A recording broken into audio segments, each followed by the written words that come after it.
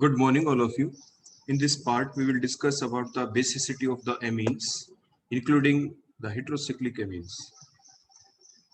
So, how will you explain about the basic nature of the amines? First of all, we will see about the electronic configuration of the central atom in the amines, that is the nitrogen atom. So, the configuration of nitrogen is 1s2, 2s2, 2p3, and in the second shell, there is only s and p subshell, there is no d subshell. आपके जो second shell होती है उसके अंदर कोई भी D आपकी सब शेल नहीं होती. तो ड्यू टू दैट अगर हम इसकी ओपन फॉर्म लिखें तो in the 2s there are 2 electrons according to the Pauli exclusion principle, means the 2 electrons of opposite spin are present in the same orbital. In the 2p there are the 3 orbitals according to the Hund's rule. These electrons are filled up because all the 3p orbitals are the degenerate orbitals. तो तीनों को हमने एक एक करके पहले भरा. तो अगर हम अब कॉन्फ़िगरेशन के बेसिस के ऊपर अगर हम स्ट्रक्चर बनाएं सिंपल अमोनिया की, सबसे पहले हम अमोनिया की स्ट्रक्चर बनाते हैं because the amines are nothing but these are the derivative of ammonia, क्योंकि जो आपके एमीन्स हैं वो अमोनिया से ही डिराइव्ड किए गए हैं. तो इसलिए सबसे पहले हम अमोनिया की स्ट्रक्चर आपके सामने ये ड्रा की है. तो ये कैसे ड्रा की हमने, क्योंकि जो नाइट्रोजन है उसकी कॉन्फ़िगरेशन हम देख चुके हैं, उसमें आप पहले ही देख चुके हैं कि नाइट्रोजन के पास जो वैलेंस शेल है ये देखो, ये 2s2 2p3 ये आपकी वैलेंस शेल है. इसके अंदर दो ही शेल है, एक तो फर्स्ट शेल जिसमें n की वैल्यू 1 है, उसके अंदर सिर्फ s होता है. सेकंड n की वैल्यू 2 जिसके अंदर s और p होता है. ऐसे हमने आपको पहले बताया भी था कि जो फर्स्ट शेल होती है उसके अंदर फर्स्ट मींस n की वैल्यू 1 है तो उसमें 1 आपकी सब शेल होगी. सेकंड n की वैल्यू 2 है तो 2 सब शेल होंगी s और p. n की वैल्यू 3 होती है तो उसमें 3 सब शेल होंगी. n की वैल्यू 4 है तो 4 सब शेल होंगी s p d f and so on. इस टाइप से आपने ये लर्न कर रखा है. तो अब यहाँ पे देखें तो यहाँ पे तो d होता नहीं इसके अंदर. तो जो आपकी नाइट्रोजन है इसके अंदर आपकी वैलेंस शेल के अंदर आपने क्या देखा, there are 3 unpaired electron. These are the bond pair electron which are involved in the formation of the covalent bond, जिसकी वजह से कोवलेंट बॉन्ड फॉर्मेशन होगा. म्यूचुअल शेयरिंग से आपके बॉन्ड बनेंगे. और जो 2s के जो इलेक्ट्रॉन्स ये बच गए ये लॉन पेयर कहलाएंगे क्योंकि पेयर फॉर्म के अंदर है. This called as the lone pair electrons. तो लॉन पेयर की हेल्प से अगर कभी कोई बॉन्ड अगर बनाना पड़ा तो वो कोऑर्डिनेट बॉन्ड ही बन सकता है. तो कैसा बॉन्ड बनेगा, वो कोऑर्डिनेट बॉन्ड. तो यहाँ पे आपने देखा, देखो नाइट्रोजन के पास अगर हमने ये स्ट्रक्चर बनाई, देखो 1 electron, second electron, third electron, देखो हमने 3 डॉट्स दिखा दी. और हाइड्रोजन की कॉन्फ़िगरेशन तो बड़ी सिंपल है, देखो आप जानते ही हैं 1 एटॉमिक नंबर है तो 1s1.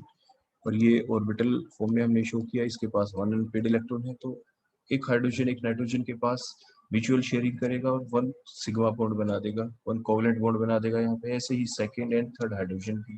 और नाइट्रोजन के पास एक लॉन पेयर इलेक्ट्रॉन बच जाता है यहाँ पे.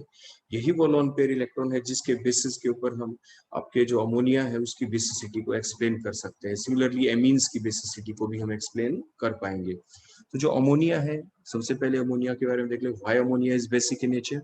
तो जो लेविस साइंटिस्ट है उसके अनुसार क्या है, द सब्सटेंस, कोई भी substance which have the lone pair electrons which have the free electrons on the central atom and which can donate, वो क्या कर सके, उनको डोनेट कर सके टू द आउटसाइड स्पीसी, किसी आउटसाइड स्पीसी को डोनेट कर सके तो आप उसे क्या कहते हैं कि वो बेस कहलाएगा. और जो लॉन पेयर इलेक्ट्रॉन को एक्सेप्ट कर लेता है तो वो एसिड कहलाता है according to the Lewis scientist.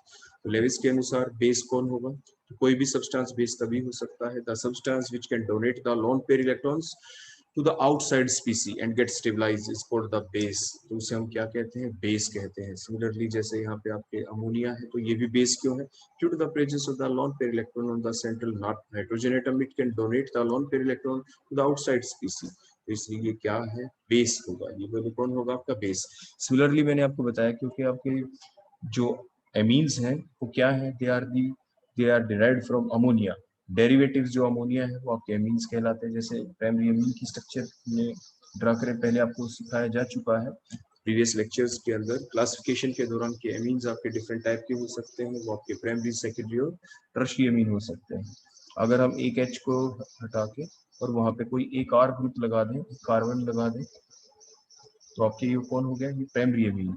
ये आपके कौन कहलाएंगे, these are the primary amines. तो like ammonia in the primary amine there is also a lone pair electron on the central nitrogen atom, so it also donate the lone pair electron to the outside species, so it is also a base. ये भी एक base होगा. Similarly अगर हम secondary amine को देखते हैं तो उसके अंदर भी क्या होगा, देखो आपने 2H हटाए आपके अमोनिया के, वहां पे 2R लगा देते हैं. If the 2R group are attached on the nitrogen atom, that is the secondary amine. If 3R group are attached on the nitrogen atom, that is the tertiary amine. तो ये हमने tertiary अमीन की structure आपके सामने draw कर दी. तो primary, secondary, tertiary अमीन हो या अमोनिया हो, in all the three cases there is a lone pair electron on the central nitrogen atom, and thus they can donate the lone pair electron to the outside species. So all are basic. ये सभी के सभी बोलो क्या है, ये basic है. तो जो बेसिक नेचर हमने एक्सप्लेन करते हैं अमोनिया एमीन्स का लेविस साइंटिस्ट के बेसिस के ऊपर, वो कैसे करते हैं, due to the presence of the lone pair electron on the central nitrogen atom, they can donate the lone pair electron to the outside species. So all are basic. अब ये नीचे देखो स्ट्रक्चर जो मैंने अभी ड्रा की थी आपके सामने, बोलो कौन से अमीन की है, ये टर्शियरी अमीन है आपके, क्योंकि नाइट्रोजन के ऊपर 3CH3 ग्रुप लगे हुए हैं. अब हम देखें जो ये टर्शियरी अमीन हमने लिया, अगर हम इसकी रिएक्शन करवा दें किसी एल्काइल हैलाइड के साथ, क्योंकि प्राइमरी, सेकेंडरी, टर्शियरी अमीन तो हमने देख लिया, अब हम क्वाटरनरी अमोनियम सॉल्ट के बारे में देखें. तो ये जो टर्शियरी अमीन है ये क्या करेगा, एल्काइल हैलाइड के अंदर कार्बन के ऊपर Cl जो हमने अटैच दिखाया, कोई भी हेलोजन हो सकता था, फ्लोरीन, फ्लोरीन, ब्रोमीन, आयोडीन, तो ये एल्काइल हैलाइड है आपके पास. तो कार्बन और क्लोरीन में कौन ज्यादा इलेक्ट्रोनेगेटिव है, आपके क्लोरीन. तो क्लोरीन बॉन्ड पेयर इलेक्ट्रॉन्स को अपनी तरफ अट्रैक्ट कर लेगा, जिसकी वजह से जो सेंट्रल कार्बन एटम है it acquires the slight positive charge, and the chlorine which is more electronegative as compared to carbon will acquire the slight negative charge. तो अब ये जो आपके टर्शियरी अमीन जो हमने ये स्ट्रक्चर ड्रा की आपके सामने, ये टर्शियरी अमीन अपने जो लोन पेयर इलेक्ट्रॉन है ये किसको डोनेट करे, ये अपने इलेक्ट्रॉन उसको डोनेट करेगा जिसको इलेक्ट्रॉन की रिक्वायरमेंट है, जिसके ऊपर स्लाइड पॉजिटिव चार्ज आपको दिख रहा है. So the nitrogen atom containing lone pair electron in the tertiary amine now donate the lone pair electron to the central carbon atom of alkyl halide. उसको उसने डोनेट किए. Donation means nothing but it is the formation of the coordinate bond. यहाँ पे formation हुई है, coordinate bond बना है nitrogen जिसपे लोन पेयर ये डोनर का काम करेगा. जो एल्काइल हैलाइड जो कार्बन जिसपे अटैक किया गया, मींस इलेक्ट्रॉन्स दिए गए, वहां पे बॉन्ड फॉर्मेशन हुआ, वो एक्सेप्टर का काम कर रहा है. लेकिन ऐसा करने से जो कार्बन एटम है जिसके ऊपर स्लाइड पॉजिटिव चार्ज था, क्योंकि उसकी वैलेंसी पहले से 4 है, अब वो जो इलेक्ट्रॉन डोनेट करेगा लोन पेयर इलेक्ट्रॉन, उसकी वैलेंसी अब 5 हो जाएगी. तो 1 बॉन्ड ब्रेक जरूर होगा. करेगा कौन ब्रेक, कार्बन और Cl के बीच का बॉन्ड देखो इस टाइप से ब्रेक हो जाएगा. Cl दोनों के दोनों इलेक्ट्रॉन्स को लेके चला जाएगा. गुड लिविंग ग्रुप है ये. और इस तरह से जो नाइट्रोजन ने, क्योंकि दोनों के दोनों जो इलेक्ट्रॉन थे, देखो ये नाइट्रोजन और CH3 के बीच में दोनों इलेक्ट्रॉन थे, तो बोलो किसके, दोनों के दोनों इलेक्ट्रॉन थे नाइट्रोजन के. लेकिन अब बॉन्ड बनने के बाद coordinate bond after their formation behaves like a covalent bond. ये देखो आप पढ़ चुके हैं पहले ही आपकी केमिकल बॉन्डिंग के अंदर के after the formation of the coordinate bond it behaves like a coordinate. After the formation the coordinate bond behaves like the covalent bond. वो कोवलेंट बॉन्ड की तरह बिहेव करता है. नहीं जो ये 2 इलेक्ट्रॉन हमने रेड डॉट से भी दिखाए हैं और CH3 के बीच में, ये थे तो दोनों के दोनों नाइट्रोजन के, लेकिन अब नाइट्रोजन का एक रह गया, दूसरा अब CH3 का हो चुका है. तो इसलिए नाइट्रोजन एटम के पास एक इलेक्ट्रॉन की कमी हो गई, इसलिए nitrogen atom will acquire the positive charge. और पॉजिटिव के पास कोई नेगेटिव चार्ज स्पीसी रहेगी, वो कौन, जो लिविंग ग्रुप था वो कौन था, Cl नेगेटिव. तो Cl नेगेटिव पॉजिटिव के पास रहेगा. Now the salt formation takes place. और ये जो सब्सटेंस बना आपके सामने, that is the quaternary ammonium salt, because in that particular compound the nitrogen atom is attached with the 4 carbon atom. जो सेंट्रल नाइट्रोजन है ये 4 कार्बन से अटैच है. So it is the quaternary ammonium salt. तो ये आपके सामने quaternary ammonium salt बन चुका है. तो क्वेश्चन ये क्या, ये क्वाटरनरी अमोनियम सॉल्ट अब आपका बेसिक होगा? नो, अब ये बेसिक नहीं है, क्योंकि इसमें जो सेंट्रल नाइट्रोजन एटम है अब उसके पास कोई लोन पेयर नहीं है डोनेशन के लिए, तो इसीलिए ये बेसिक नहीं है. तो बेसिक कौन है, प्राइमरी अमोनिया भी बेसिक है, प्राइमरी अमीन भी, सेकेंडरी भी, टर्शियरी भी. लेकिन जो क्वाटरनरी अमोनियम सॉल्ट है ये बेसिक नहीं होते. तो ये हमने देखा, ये कौन था बोला आपके, ये था टर्शियरी अमीन. देखो यहाँ पे टर्शियरी अमीन से ही हमने क्या बनाया, quaternary ammonium salt by the reaction with alkyl halide. तो ये आपका क्वाटरनरी अमोनियम सॉल्ट हो गया. देखो हमने ये लिख दिया यहाँ पे. तो टर्शियरी अमीन देखो बेसिक है, मैंने लिखा नीचे बेसिक. और जो quaternary ammonium salt it is not basic due to the absence of the lone pair on the central nitrogen atom. तो ऐसे एग्जाम में आपसे पूछा जा सकता है. नेक्स्ट हमारा क्वेश्चन है, why the following amines are basic in nature. अब कुछ स्ट्रक्चर आएंगे आपके सामने, आपको इसी के बेसिस के ऊपर बताना है इनमें से कौन बेसिक है, तो वो क्यों है बेसिक. तो अभी वैसे हमने आपको बता भी दिया, फिर भी काफी स्ट्रक्चर है वो आपको ध्यान रखनी चाहिए. जैसे ammonia, why it is basic, ये एमीन नहीं है, ये अमोनिया है. मैंने बताया the derivative of ammonia are called amines. तो ये आपका क्या है, एमीन नहीं है, ये अमोनिया है. कई बार बच्चे इसमें गलती कर देते हैं, इसको भी एमीन मान लेते हैं. लेकिन the derivative of ammonia are amines. Next ये आपका कौन है बोलो, ये आपकी एमीन है, क्योंकि यहाँ पे एक H को हटा के एक CH3 ग्रुप लगाया जा चुका है, तो ये प्राइमरी एमीन है आपकी। नेक्स्ट को देखिए, यहाँ पे भी एक H हटा के हमने साइक्लोप्रोपाइल ग्रुप लगाया है, तो nitrogen atom is attached only one time with the carbon, मैंने बताया था एक ही कार्बन से अटैच है, तो it is also a primary amine. Next example को देखें, यहाँ पे भी ये फिनाइल ग्रुप से अटैच है नाइट्रोजन, तो एक ही कार्बन से अटैच हुआ है डायरेक्टली नाइट्रोजन, तो it is also a primary amine. Next structure को देखिए, यहाँ पे जो साइड चेन अटैच थी बेंजीन रिंग के ऊपर, उसके थ्रू अटैच हुआ है, तो यहाँ पे भी नाइट्रोजन जो है एक ही कार्बन से attach, it is also a primary amine. Next को देखें, यहाँ पे जो नाइट्रोजन एटम है ये दो CH3 ग्रुप से अटैच है, so it is a secondary amine. यहाँ पे नाइट्रोजन क्या है, इसमें के अंदर 3 कार्बन एटम से अटैच है, 3 एल्काइल ग्रुप से अटैच है, so it is a example of tertiary amine. Next को देखें, यहाँ पे जो नाइट्रोजन एटम है, मैंने आप ध्यान दे प्रीवियस लेक्चर में बताया था, here the nitrogen atom is attach 3 time with the carbon. देखो 1 time the left hand side, देखो मैंने इसी लिखा 1 टाइम, यहाँ पे जो कार्बन जो राइट हैंड साइड में मैंने सी लिखा, यहाँ पे 2 टाइम्स अटैच है, 2 बार अटैच है, 1 बॉन्ड फिर second bond, means 2 time attach है, 2 टाइम तो अटैच हो गया राइट साइड में, और 1 टाइम अटैच हो गया आपके लेफ्ट साइड में कार्बन से, तो 3 टाइम अटैचमेंट हुई, तो it is example of tertiary amine. तो ये आपके टर्शियरी एमीन है, और इसका नाम क्या था, पिरिडिन। तो pyridine is the name of that compound, it is a tertiary amine. Next pyrrole, pyrrole में कार्बन नाइट्रोजन 2 कार्बन से अटैच है, 1 carbon second carbon, so it is an example of secondary amine. Furan, it is not an amine, ये amine नहीं है। Next thiophene, it is also not amine. Next indole को देखें, indole it is a combination of two compounds, that is the pyrrole attached with the benzene ring. हमने ये पहले previous lecture के अंदर आपको बताया जा चुका है, तो it is an example of, देखो राइट साइड में एक कार्बन से अटैच, इधर भी कार्बन से अटैच, लेफ्ट साइड में 2 कार्बन से attach, so it is example of secondary amine. Next quinoline को देखें, it is a combination of 2, that is the pyridine and the benzene. ये भी आपको पहले बताया जा चुका है, तो यहाँ पे भी आप नाइट्रोजन को बड़े ध्यान से देखें, लेफ्ट साइड में देखो एक ही कार्बन से अटैच 1 टाइम, और दूसरी साइड में आप कार्बन से देखेंगे तो डबल बॉन्ड बना हुआ है, 2 टाइम अटैच है, 1 बॉन्ड फिर सेकंड बॉन्ड, 2 टाइम अटैचमेंट इधर और 1 टाइम आपके लेफ्ट साइड में, तो total 3 times, so it is a tertiary amine. Next isoquinoline, ये आइसोमेरिक फॉर्म आपके क्विनोलिन की, ये भी आपका देखो आपके 1 कार्बन से अटैच, यहाँ पे डबल बॉन्ड से 2 टाइम अटैच, तो 2 टाइम्स इधर अटैच, 1 टाइम उधर, तो टोटल 3 टाइम्स, तो एक नाइट्रोजन 3 टाइम्स अटैच हुआ है कार्बन से, तो एग्जांपल ऑफ टर्शियरी एमीन। ये पिरिडिन को देखें, जो हाइड्रोजनेटेड फॉर्म है आपकी पिरिडिन की, तो यहाँ पे जो नाइट्रोजन है वो 2 कार्बन से अटैच है, वो सिंगल सिंगल बॉन्ड से 2 कार्बन से अटैच है, so it is example of secondary amine. Next देखें पायरोलिडीन, पायरोल की ये हाइड्रोजनेटेड फॉर्म है, तो यहाँ पे भी नाइट्रोजन 2 कार्बन से अटैच है, so it is an example of secondary amine. Next देखिए tetrahydrofuran, it is not an amine.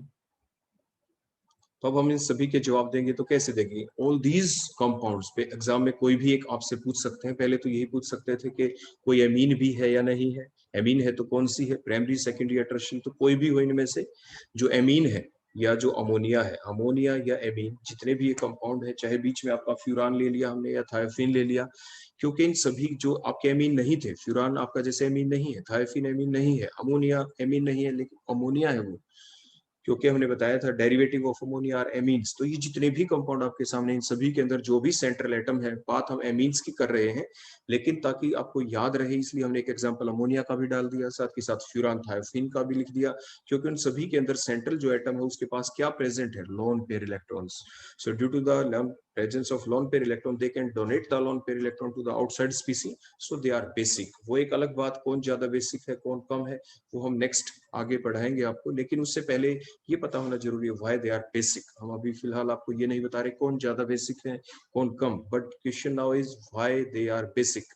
ये जो फॉलोइंग कंपाउंड हैं जिनमें मोस्ट ऑफ द कंपाउंड तो आपके एमीन्स हैं, और 3 आपके एक्सेप्शन मैंने अलग भी ले लिए कंपाउंड, क्योंकि वो भी बेसिक है, लाइक अमोनिया भी बेसिक है, फ्यूरान भी बेसिक है, थायोफिन भी बेसिक है। तो मेनली जो हम जवाब लिखेंगे वो लिखेंगे एमीन्स के बेसिस के ऊपर ही। तो एमीन्स में आप देखिए सेंट्रल एटम कौन है आपका, नाइट्रोजन, कॉन्फ़िगरेशन वही 1s2 2s2 2p3। जो वैलेंस शेल है, वैलेंस शेल के अंदर क्या है 2s2 और 2p3, ये आपकी वैलेंस शेल है।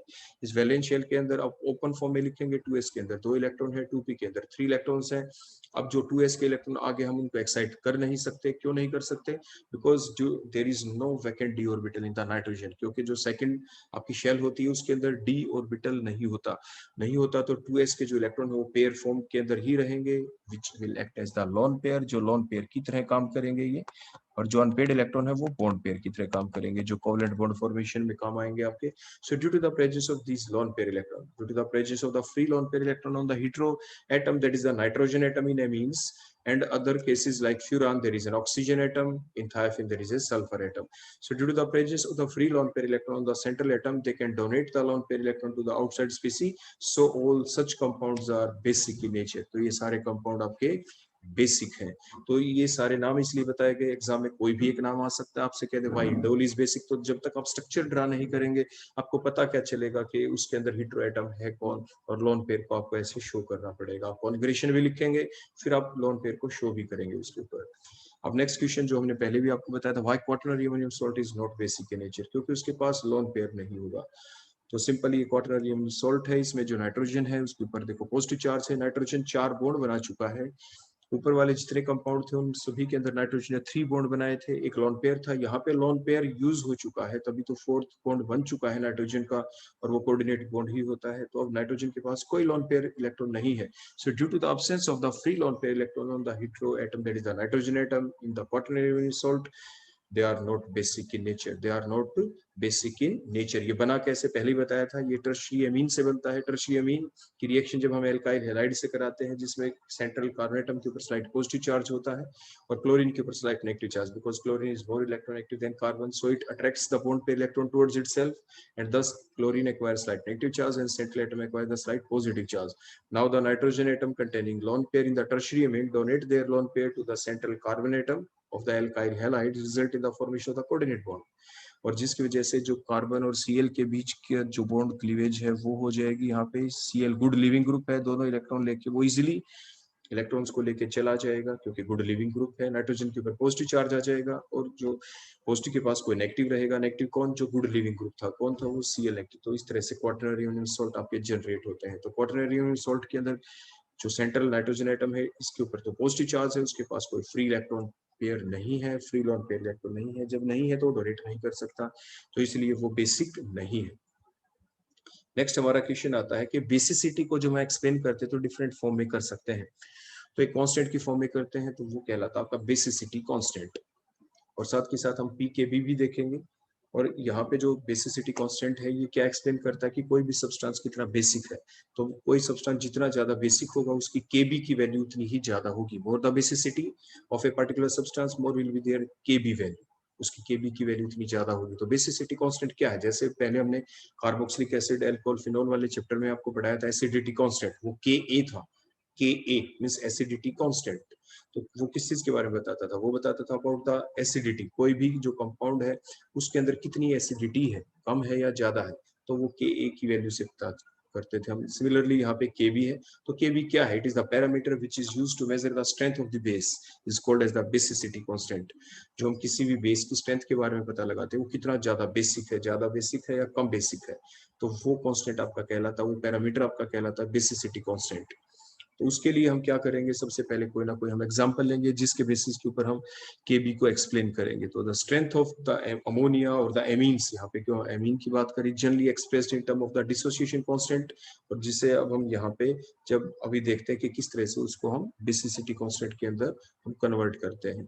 तो देखो कोई रिएक्शन आपके पास, ये हमने प्राइमरी अमीन लिया RnH2 आपके वाटर के साथ, जब उसके अंदर हमने वाटर के अंदर डाला तो रिएक्शन चली, क्या बन गया आपका, क्योंकि वाटर जब डिसोसिएट होता है ये एक वीक इलेक्ट्रोलाइट है, लेकिन on dissociation it gives the H positive and the OH negative ion.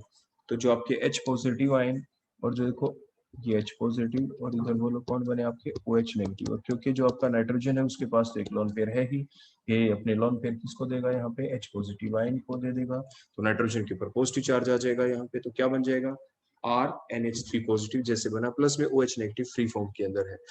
तो हम ये कह रहे हैं कि जैसे RnH3 लिखा, मैंने पॉजिटिव चार्ज आगे लगाया, तो कई बार हम ये पूछ लें कि ये पॉजिटिव चार्ज किस पे है, तो कई बार स्टूडेंट ऐसे जवाब दे देते हैं कि H के आगे लगा दिख रहा है, तो वो H के ऊपर है पॉजिटिव चार्ज, या R के ऊपर है, किसके ऊपर है पॉजिटिव चार्ज, पॉजिटिव चार्ज किस पे आएगा, क्योंकि अभी आपने देखा कि जो डिसोसिएशन हुई है वाटर की वो एक वीक इलेक्ट्रोलाइट है, और ये आप पहले पढ़ चुके हैं कि जो at 25 degree Celsius 25 degree Celsius के ऊपर जब वाटर का डिसोसिएशन होता है, तो after dissociation of water at 25 degree Celsius it gives the H positive ion, और वाटर आपके पास कितना हो 1 लीटर, तो 1 लीटर आपके पास अगर वाटर है किसी कंटेनर के अंदर, तो जो OH नेगेटिव आयन और H पॉजिटिव आयन जो मिलेंगे ऐसे फ्री फॉर्म के अंदर, उनकी कंसंट्रेशन बहुत ही कम होती है, दैट इज द 10 की पावर -7 मोल्स पर लीटर, 10 की पावर -7 मोल्स पर लीटर, ये मोलर कंसंट्रेशन है, तो काफी कम कंसंट्रेशन होती है, तो वाटर एक वीक इलेक्ट्रोलाइट है।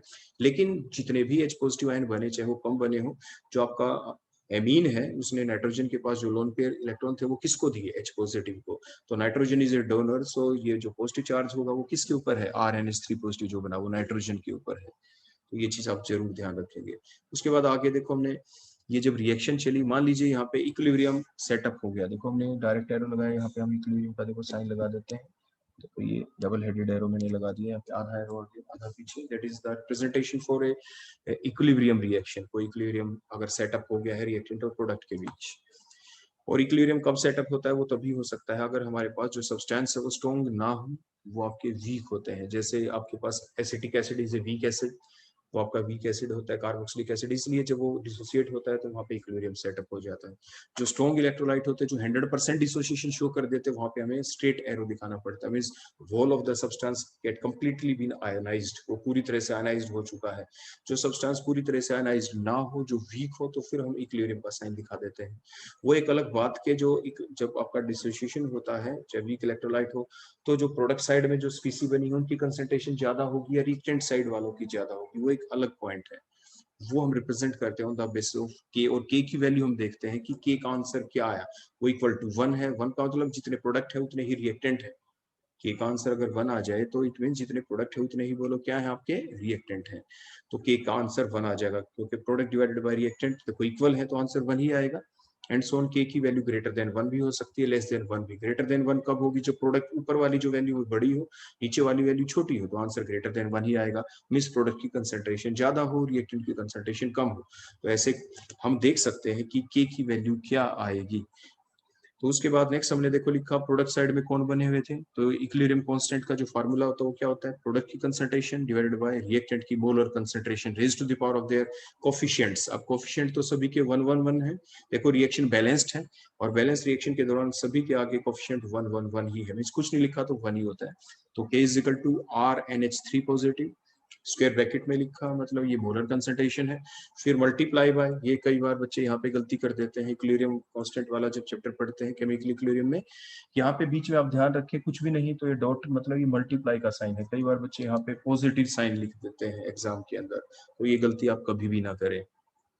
Divided by the product of molar concentration of the reactant, तो कौन है वो नीचे, RnH2 multiply by molar concentration of water. इसके बाद नेक्स्ट यहाँ पे के क्या है, के यहाँ पे है इक्विलिब्रियम कांस्टेंट, के क्या है यहाँ पे इक्विलिब्रियम कांस्टेंट, यहाँ पे के को इक्विलिब्रियम कांस्टेंट कहेंगे क्योंकि ये इक्विलिब्रियम रिएक्शन थी। उसके बाद हमने क्या किया, क्योंकि जो वाटर है मैंने पहले बताया ये एक वीक इलेक्ट्रोलाइट था, इसलिए इसकी कंसंट्रेशन के ऊपर कोई ज्यादा फर्क पड़ेगा नहीं, जो वाटर आपने लिया वो लगभग उतना ही रहेगा, तो value of means molar concentration of water remain almost constant, तो कांस्टेंट के भी कांस्टेंट, के को जो इक्विलिब्रियम कांस्टेंट था उसको वाटर से मल्टीप्लाई करेंगे, वाटर की कंसंट्रेशन से मल्टीप्लाई करेंगे, तो क्या होगा, दो कांस्टेंटों को मल्टीप्लाई करने से बनेगा एक नया कांस्टेंट, और उसको कहेंगे हम यहाँ पे के बी, क्या कहेंगे बोलो यहाँ पे के बी, यहाँ पे गलती से के लिखा गया, हम उसे कहेंगे के बी, इसी को कहते हैं बेसिसिटी कांस्टेंट, क्या कहते हैं बोलो इसे, बेसिसिटी कांस्टेंट। इसको देखो हम करेक्ट कर देते हैं यहाँ पे, ये आपका एसिडिटी नहीं, ये बेसिसिटी कांस्टेंट है यहाँ पे, तो Kb is a basicity constant. उसके बाद नेक्स्ट देखिए अगली स्टेप में, the basicity constant can also be express in term of pKb, वो पीकेबी की फॉर्म में भी हम रिप्रेजेंट कर सकते हैं। जैसे आपने पीएच के अंदर जब पढ़ा था तो आपको ऐसे सिखाया जाता है कि pH is equal to p की जगह माइनस लॉग लिख दें, P की जगह माइनस log लिख दें, H molar concentration of H positive ion हो गई, so that is the formula. pH की डेफिनेशन भी है the negative logarithm of the molar concentration of hydronium ion और द H पॉजिटिव आयन, तो वो pH होता है। सिमिलरली अगर हम pKb की डेफिनेशन लिखेंगे बिल्कुल ऐसे ही, the negative logarithm of the Kb is called as the pKb। उससे हम क्या कहेंगे, pKb लिखेंगे कैसे, pKb is equal to p की जगह माइनस log लिख दें और Kb ब्रैकेट के अंदर हमने लिख दिया, so minus log of Kb, that is the pKb। जैसे हमने केबी के बारे में आपको ऊपर बताया, केबी के अंदर क्या है, केबी के अंदर आपने ये देखा, देखो ये केबी है और ऊपर OH नेगेटिव आयन है, ये ऊपर ही लिख रखे हैं, मींस डायरेक्टली प्रोपोर्शनल है। Kb is directly proportional to OH negative ion, means molar concentration of OH negative ion, means more the value of OH negative ion, more will be the basicity, more will be the basicity constant, उतनी ही basicity constant की value क्या होगी, ज्यादा। और जबकि pKb क्या है, pKb is equal to बोलो क्या हो जाएगा, माइनस log of Kb, और Kb की जगह हम क्या लिख सकते हैं, OH नेगेटिव आयन। मींस अगर आपकी बेसिसिटी ज्यादा है तो क्या होगा, Kb की वैल्यू ज्यादा होगी लेकिन pKb की वैल्यू कम होगी। तो ऐसे आपसे पेपर में क्वेश्चन पूछे जा सकते हैं, एक हम क्वेश्चन भी लेंगे आगे, उसके अंदर आप देख पाएंगे कि हमने लिखा कैसे आंसर। तो आप देखें, higher the value of OH negative ion, जितनी ज्यादा OH नेगेटिव आयन की वैल्यू होगी तो उससे क्या होगा, more will be the basic strength, उस जो सब्सटेंस है उसकी बेसिक स्ट्रेंथ ज्यादा होगी, वो ज्यादा बेसिक होगा। अगर बेसिक स्ट्रेंथ ज्यादा है तो क्या होगा, Kb की वैल्यू ज्यादा है, it means more will be the value of Kb। अगर Kb की वैल्यू ज्यादा है तो pKb की वैल्यू क्या होगी, कम होगी, lower will be the value of pKb। Means कोई भी सब्सटेंस अगर ज्यादा बेसिक होता है तो उसकी Kb की वैल्यू बहुत ज्यादा होती है और pKb की वैल्यू बहुत ही कम होती है। तो that is all about your basicity constant, तो ऐसे आप ध्यान रखेंगे। अब हम क्वेश्चन ले लेते हैं।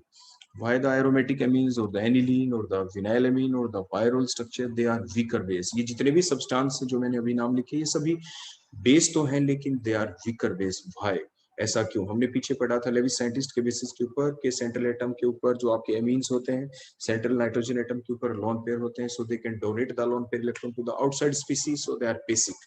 लेकिन अब हमें इनमें ये देखना है why they are less basic.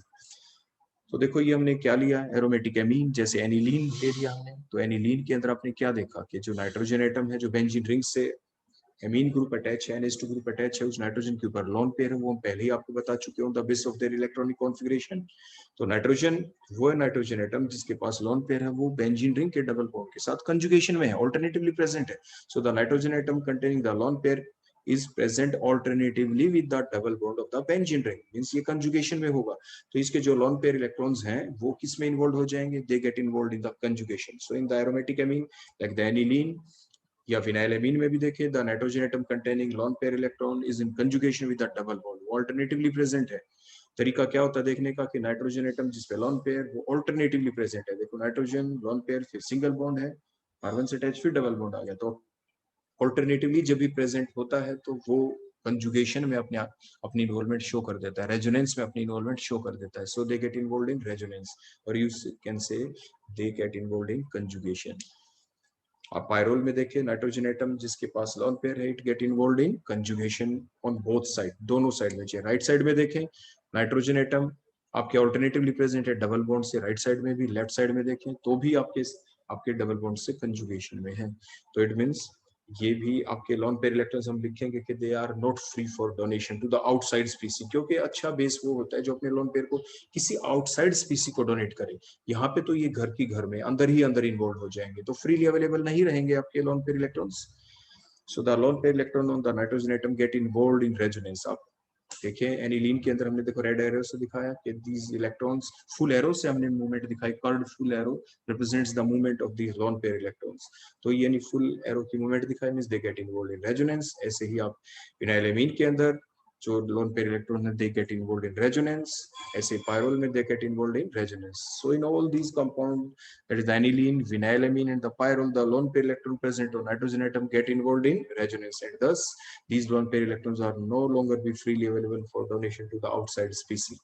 तो जो आपके एरोमेटिक एमीन्स हैं लाइक एनिलीन या विनाइलमीन या पायरोल, जितनी भी ये स्ट्रक्चर है, स्ट्रक्चर 1 हमने सभी का नाम दिया, ऑल आर वीक बेस, सारे के सारे आपके वीक बेस हैं, क्योंकि लोन पेयर फ्रीली अवेलेबल नहीं है for the donation. Freely available क्यों नहीं है, because all these lone pair get involved in resonance, और रेजोनेंस के अंदर इन्वॉल्व हो गए। और रेजोनेंस में क्यों इन्वॉल्व हुए, तो रेजोनेंस की कंडीशन आपके माइंड में आनी चाहिए कि वो एटम, नाइट्रोजन एटम जिसपे लोन पेयर है, वो डबल बॉन्ड के साथ ऑल्टरनेटिवली प्रेजेंट है, तो रेजोनेंस प्रोसेस तो चलेगी ही। इसलिए वो रेजोनेंस में इन्वॉल्व हो जाते हैं, इसलिए फ्रीली अवेलेबल नहीं होते हैं।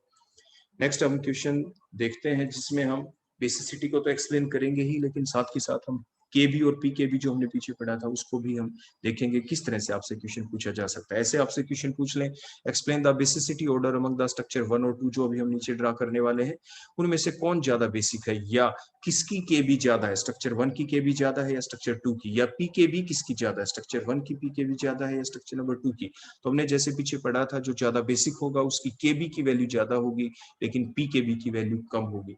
तो उसी बेसिस के ऊपर देखो ये हम कुछ स्ट्रक्चर ड्रा करेंगे, बीच में हम देखो लाइन लगा दी, फिर हम आंसर लिखेंगे। एक साइड में हम स्ट्रक्चर 1 ड्रा करेंगे, काफी सारी स्ट्रक्चर होंगी जिन सभी को हम स्ट्रक्चर 1 मान लेंगे, काफी सारी स्ट्रक्चर होंगी उन सभी को स्ट्रक्चर नंबर 2 मान लेंगे। देखो स्ट्रक्चर नंबर 1, ये आपके पास अमोनिया है। अब जो अमोनिया है इसमें आप देखो ये आपका बेसिक है, क्यों है बोलो बेसिक, क्योंकि स्ट्रक्चर नंबर 1 के अंदर जो अमोनिया है और भी स्ट्रक्चर होंगी जिन सभी का जवाब एक जैसा होगा। इस स्ट्रक्चर 1 में क्या है, the lone pair electron on the nitrogen atom are not involved in resonance, ये रेजोनेंस में इन्वॉल्व नहीं है। ये अमीन तो नहीं है, अमोनिया है, मैंने पहले ही बताया था। तो अमीन्स कौन होते हैं, डेरिवेटिव ऑफ अमोनिया। ये देखें ये प्राइमरी अमीन है आपके पास, इसमें नाइट्रोजन के ऊपर लोन पेयर है और वो रेजोनेंस में भी इन्वॉल्व नहीं है, जैसे मैंने पहले ही लिख दिया यहाँ पे, all these are structure 1 and the lone pair electrons और nitrogen atom are not involved in resonance. ये प्राइमरी अमीन है। मीथेन आपका ये मीथेन अमीन है, इसका करेक्ट नेम लिखिए, करेक्ट नेम लिखिए क्योंकि एक ही कार्बन है तो मीथेन अमीन।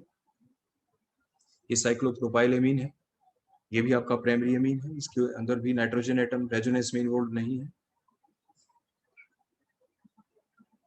ये बेंजाइल अमीन है आपका, बेंजीन के ऊपर जब CH2 ग्रुप लग जाता है तो बेंजाइल ग्रुप है, उसके ऊपर आगे NH2 लगा दिया तो बेंजाइल अमीन, OH होता तो बेंजाइल अल्कोहल, तो ये बेंजाइल अमीन है। यहाँ पे भी जो नाइट्रोजन एटम है वो डबल बॉन्ड के साथ कंजुगेशन में नहीं है। देखो वो जो नाइट्रोजन एटम जिस पे लोन पेयर है, बेंजीन रिंग तो है यहाँ पे, लेकिन नाइट्रोजन एटम आपके डबल बॉन्ड के साथ ऑल्टरनेटिवली प्रेजेंट नहीं है। नाइट्रोजन जिस पे लोन पेयर सिंगल बॉन्ड फिर दोबारा से सिंगल बॉन्ड है, मींस ऑल्टरनेटिवली प्रेजेंट नहीं है, तो इसलिए जो नाइट्रोजन एटम है उसके ऊपर जो लोन पेयर है वो आपका रेजोनेंस में इन्वॉल्व नहीं है बेंजाइल अमीन के अंदर। बेंजाइल अमीन जो कि प्राइमरी अमीन है, ये सेकेंडरी अमीन है, इसमें भी जो नाइट्रोजन पे लोन पेयर है they are not involve in resonance, ये सेकेंडरी अमीन है। ये टर्शियरी अमीन, इसमें भी नाइट्रोजन के पास जो लोन पेयर है they are not involve in resonance. Allyl amine, ये एलाइल ग्रुप होता है, जो प्रोपीन की स्ट्रक्चर हम लिखते हैं और प्रोपीन में जो CH3 था उसका एक H हटा दे तो ये प्रोपाइल ग्रुप कहलाता, ये एलाइल ग्रुप कहलाता है। देखो इतना बड़ा जो ग्रुप है बोले कौन सा ग्रुप है, that is the allyl group. और एलाइल ग्रुप के ऊपर कौन लगा हुआ है, NH2 ग्रुप। जो नाइट्रोजन पे जो लोन पेयर है फिर से देखें, they are not in they are not involve in resonance, वो रेजोनेंस में इन्वॉल्व नहीं। क्यों नहीं है बताओ, फिर से वही कंडीशन आप सोचें, क्योंकि नाइट्रोजन एटम जिस पे लोन पेयर है वो डबल बॉन्ड के साथ आपका ऑल्टरनेटिवली प्रेजेंट नहीं है। देखो नाइट्रोजन एटम जिस पे लोन पेयर, देखो ये सिंगल बॉन्ड दोबारा से सिंगल बॉन्ड आ गया, ऑल्टरनेटिवली प्रेजेंट नहीं है। ऑल्टरनेटिवली का मतलब एक बार ही सिंगल बॉन्ड आना चाहिए। एलाइल अमीन के अंदर भी नाइट्रोजन एटम रेजोनेंस में इन्वॉल्व नहीं है। किसमें इन्वॉल्व नहीं है, they are not involve in resonance. तो ये भी प्राइमरी अमीन है। नेक्स्ट को देखें, ये आपके पास पिरिडिन है। पिरिडिन के अंदर भी जो नाइट्रोजन के पास जो लोन पेयर है वो रेजोनेंस में इन्वॉल्व नहीं होंगे। क्योंकि क्यों नहीं होंगे, वो इसलिए नहीं होंगे यहाँ पे देखो, क्योंकि ये ऑलरेडी एरोमेटिक है। हमने पहले ही बताया था हर कंपाउंड पहले स्टेबल होना चाहता है। तो ये जो पिरिडिन जो सब्सटेंस है ये एक टर्शियरी अमीन है, ये ऑलरेडी एरोमेटिक है। एरोमेटिक क्यों है, क्योंकि इसके पास देखो रिंग के अंदर देखो 6 पाई इलेक्ट्रॉन्स है, 6 पाई इलेक्ट्रॉन से रिंग में आप काउंट कर सकते हैं, 3 डबल बॉन्ड है। देखो 1 के अंदर 2 इलेक्ट्रॉन, ये सेकंड में 2 2 4 2 6 हो गए ना, 6 पाई इलेक्ट्रॉन। और प्लस में इसके अंदर साइक्लिक कंजुगेशन भी है, प्लस में इसमें बोलो क्या है, there is a cyclic conjugation. दो ही तो कंडीशन होती है किसी भी कंपाउंड के एरोमेटिक होने के लिए अकॉर्डिंग टू द साइंटिस्ट हक्कल के अनुसार। जब भी आप ये देखें कि विच कंपाउंड इज एरोमेटिक, तो आप दो ही बातें जरूर देखते हैं। हर कंपाउंड चाहता है कि एरोमेटिक हो जाए, मोर the aromaticity more the stability. तो ये एरोमेटिक है, ऑलरेडी एरोमेटिक है। ऑलरेडी एरोमेटिक का मतलब इसके पास पहले से 4n प्लस में 2 पाई इलेक्ट्रॉन है। 4n का मतलब n की वैल्यू 1 पुट करे तो 6 आता है, तो ये इसके अंदर हो गया प्लस साइक्लिक कंजुगेशन, इसलिए ये लोन पेयर इलेक्ट्रॉन रेजोनेंस में इन्वॉल्व नहीं होंगे। तो इसलिए लोन पेयर इलेक्ट्रॉन रेजोनेंस में इन्वॉल्व नहीं है pyridine के अंदर भी। तो pyridine एक टर्शियरी अमीन है जिसमें नाइट्रोजन के पास लोन पेयर आपके रेजोनेंस में इन्वॉल्व नहीं है, मैंने पहले बता दिया, because it is already aromatic, क्योंकि इसके अंदर एरोमेटिसिटी की दोनों बातें कंप्लीट है, 6 पाई इलेक्ट्रॉन भी हो गए प्लस साइक्लिक कंजुगेशन भी ऑलरेडी है। नेक्स्ट आप देखिए क्विनोलिन, सिमिलरली इसके अंदर भी आपके टोटल जो पाई इलेक्ट्रॉन्स है इसके अंदर काउंट करें टोटल वो कितने हैं बोलो, दे है देखो जो pyridine रिंग है उसमें देखो 6 पाई इलेक्ट्रॉन है क्योंकि 3 बॉन्ड अल्टरनेटिवली प्रेजेंट है, देखो 2 2 4 2 6 प्लस बेंजीन रिंग के तो डबल बॉन्ड उधर आ गए, तो ये टोटल बोलो कितने इलेक्ट्रॉन्स हो गए, टोटल 10 हो गए। 5 डबल बॉन्ड है, 5 डबल बॉन्ड आप देखें अल्टरनेटिवली प्रेजेंट है, 5 2 10, तो 10 पाई इलेक्ट्रॉन्स हो गए, तो 4n प्लस 2 पाई हो गए, क्योंकि जो 4n प्लस में जो 4n प्लस में 2 पाई इलेक्ट्रॉन जो हम लिखते हैं n की वैल्यू अगर हम क्या पुट कर दें 2, n की वैल्यू अगर आप 2 पुट कर दें 4 2 8 प्लस में 2 बोलो कितना आंसर आता है, तो आंसर 10 ही आता है। तो 10 पाई इलेक्ट्रॉन्स हो गए, प्लस में साइक्लिक कंजुगेशन है तो इसलिए ऑलरेडी एरोमेटिक, इसलिए क्विनोलिन के अंदर जो नाइट्रोजन के ऊपर लोन पेयर है they are not involved in resonance, वो रेजोनेंस में इन्वॉल्वड नहीं होंगे क्योंकि ये ऑलरेडी एरोमेटिक है, ऑलरेडी बोलो क्या है ये एरोमेटिक है। So due to the aromatic nature of quinoline, their lone pair electrons are not involved in resonance। ऐसे ही आइसोक्विनोलिन को देखें, similarly same case like that of the quinoline, इसकी आइसोमेरिक फॉर्म है, इसके पास 10 पाई इलेक्ट्रॉन है क्योंकि 5 double bond है जो अल्टरनेटिवली प्रेजेंट है, तो 5 डबल बॉन्ड अल्टरनेटिवली प्रेजेंट है, रिंग के अंदर प्रेजेंट है तो साइक्लिक कंजुगेशन, और 5 डबल बॉन्ड है अल्टरनेटिवली 5 टू 10 पाई इलेक्ट्रॉन्स, तो वही आपके 4n प्लस 2 पाई इलेक्ट्रॉन भी हो गए, साइक्लिक कंजुगेशन तो एरोमेटिक है, इसलिए इसके नाइट्रोजन के lone pair they are not involved in resonance या लेस इन्वॉल्वड होंगे रेजोनेंस के अंदर। तो ट्रशियमीन, अब पिप्रिडीन को देखें, पिप्रिडीन के अंदर कोई डबल बॉन्ड ही नहीं है इसकी स्ट्रक्चर के अंदर, तो नाइट्रोजन के पास जो लोन पेयर है they are not involved in resonance. तो बीच में कुछ स्ट्रक्चर ऐसी आई जहां पे कोई रिंग आ गया था जिसमें डबल बॉन्ड थे, तो उसमें भी हमने देखा कि वो रिंग होने की वजह से, डबल बॉन्ड होने की बावजूद भी आपके क्यों नहीं है आपके लोन पेयर रेजोनेंस में इन्वॉल्व, तो वो सारी चीजें आपको बताई गई। तो ये सेकेंडरी अमीन है पिप्रिडीन, तो इसके अंदर भी नाइट्रोजन के पास लोन पेयर है वो रेजोनेंस में इन्वॉल्व नहीं है। पायरोलिडीन को देख लें आप, इसके अंदर कोई डबल बॉन्ड नहीं, तो नाइट्रोजन के पास जो लोन पेयर है they are not involved in resonance, ये सेकेंडरी अमीन है। टेट्राहाइड्रोफ्यूरान को देखें, इसके अंदर ऑक्सीजन के पास जो लोन पेयर है यहाँ पे ये रेजोनेंस में इन्वॉल्व नहीं है क्योंकि कोई डबल बॉन्ड ही नहीं है, तो लेकिन ये एमीन भी नहीं है, लेकिन इसके पास लोन पेयर भी आपके रेजोनेंस में इन्वॉल्व नहीं है। तो ये थी सारी स्ट्रक्चर नंबर 1। इन सभी के अंदर सभी की सभी स्ट्रक्चर 1, एग्जाम में कोई भी एक नाम आ सकता है, any one name out of these different structure, कोई भी एक नाम पूछ ले। ऐसे ही हम स्ट्रक्चर नंबर 2 लेते हैं, उनमें से कोई एक नाम पूछ ले, आपस में कंपैरिजन आएगा, ताकि बहुत सारे क्वेश्चन ना लिखने पड़े, इसलिए हमने इन सभी चीजों को इकट्ठा लिख दिया है। तो ऑल दीज आर स्ट्रक्चर 1, इन सभी के अंदर नाइट्रोजन के ऊपर जो लोन पेयर है, एक्सेप्शन आपके जो टेट्राहाइड्रोफ्यूरान जो हमने लिया उसको छोड़ के, ये सारे के सारे आपके लोन पेयर जो है नाइट्रोजन के ऊपर वो रेजोनेंस में इन्वॉल्व नहीं है। किस वजह से नहीं वो भी हमने आपको साथ के साथ बता दिया।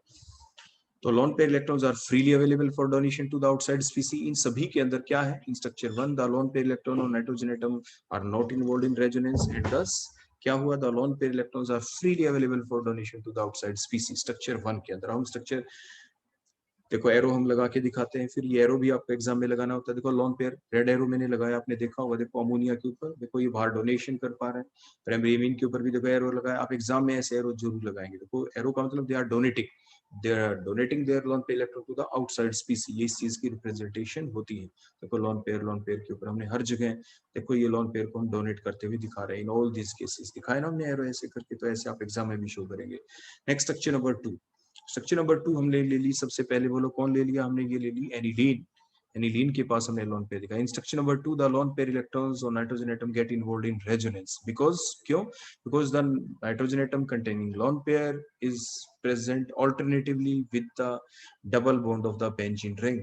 जो नाइट्रोजन के पास लोन पेयर है, ये नाइट्रोजन एटम बेंजीन के डबल बॉन्ड के साथ अल्टरनेटिवली प्रेजेंट है, आपको दिख रहा है यहाँ पे, तो दे गेट इन्वॉल्वड इन रेजोनेंस। तो ये प्राइमरी अमीन है एनिलीन, देखो ये लोन पेयर हमने इन्वॉल्व होते हुए दिखा दी। नेक्स्ट स्ट्रक्चर देखो पायरोल, पायरोल के अंदर दो साइड से इन्वॉल्व होंगे, क्योंकि नाइट्रोजन जिसके पास लोन पेयर वो राइट साइड से भी डबल बॉन्ड के साथ अल्टरनेटिवली प्रेजेंट है, लेफ्ट साइड से भी, किसी भी एक साइड से आप शो कर दे। सेकंड एमीन है, देखो loan pair get involve in resonance. ऐसे ही फ्यूरान के अंदर आप देख ले, जो कि एमीन नहीं है, लेकिन स्ट्रक्चर नंबर 2 के अंदर हमने इसको डाल दिया क्योंकि loan pair get involve in resonance, amine नहीं है लेकिन loan pair get involve in resonance. आप थायोफिन में भी देख लें loan pair get involve in resonance, ये भी अभी नहीं है। आप इंडोल में देख लें, यहाँ पे भी नाइट्रोजन एटम के पास जो लोन पेयर है वो डबल बॉन्ड के साथ ऑल्टरनेटिवली प्रेजेंट है, तो इसलिए जो ये सेकेंडरी अमीन है indole, there lone pair electrons get involve in resonance. उसके बाद विनाइल अमीन को देख ले तो नाइट्रोजन एटम जिसके पास लोन पेयर इलेक्ट्रॉन है वो ऑल्टरनेटिवली प्रेजेंट है डबल बॉन्ड के साथ, सो the lone pair electrons get involve in, बोलो किसमें, रेजोनेंस। देखो ये हमने एरो लगा दिया। अब हम क्या दिखाएंगे इसके बाद के अगला पॉइंट आ जाता है, the lone pair electrons are no longer be freely available for donation to outside species. तो जितनी भी स्ट्रक्चर नंबर 2 है इन सभी के अंदर जो लोन पेयर इलेक्ट्रॉन्स है नाइट्रोजन एटम के अंदर, they get involved in resonance and the lone pair electrons on these hetero atoms are no longer be freely available for donation to the outside species. तो जितने भी structure number 1 थी उन सभी के अंदर जो लोन पेयर इलेक्ट्रॉन है वो रेजोनेंस में इन्वॉल्व नहीं है, और इसलिए वो जो लोन पेयर इलेक्ट्रॉन है they are freely available for donation to the outside species. हमने एरो से भी दिखाया कि कैसे वो डोनेशन के लिए अवेलेबल है। और आपके जो स्ट्रक्चर नंबर 2 जितनी भी थी, चाहे वो आपके पायरोल था, एनिलीन था, आपके फ्यूरान, थायोफिन, विनाइल अमीन या इंडोल हमने लिया, in all these structure the lone pair electrons get involved in resonance, so the lone pair electrons are no longer be freely available for donation to the outside species. So structure number 1 are more basic than structure number 2। Structure number 1 जितनी भी है, हम comparison कर रहे हैं सिर्फ structure number 1 का structure number 2 से।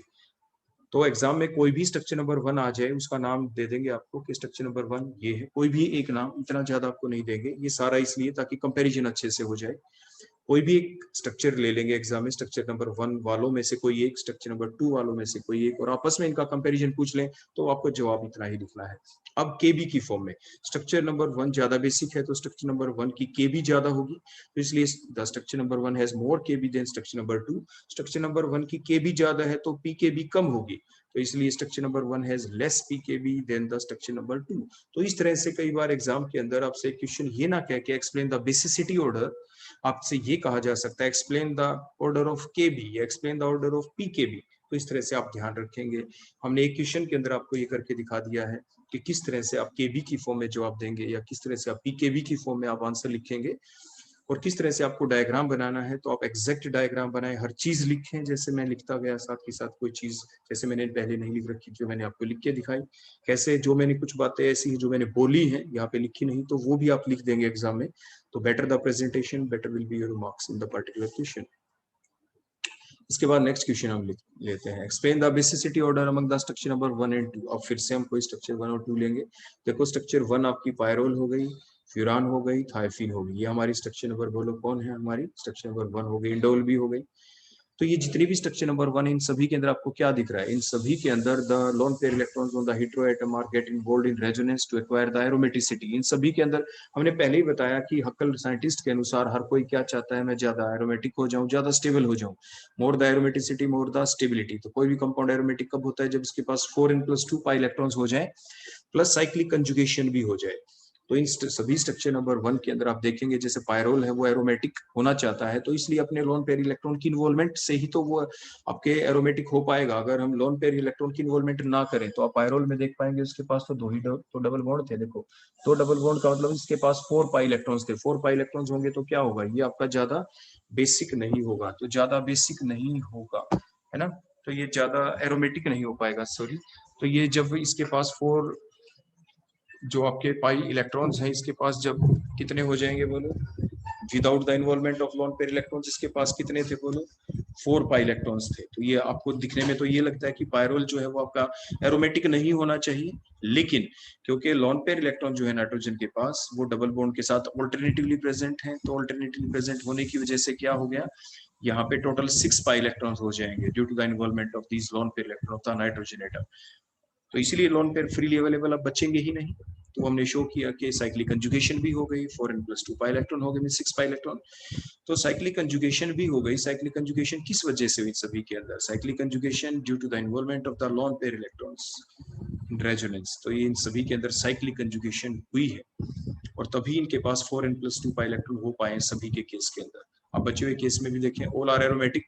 फ्यूरान में बोलो क्या है, 6 पाई इलेक्ट्रॉन हो गए due to the involvement of lone pair electron in the resonance. Thiophene में देखें due to the involvement of lone pair electron resonance 6 pi electron हो गए। इंडोल में देखें due to the involvement of these lone pair electron in resonance 10 pi electrons हो गए आपके indole के अंदर।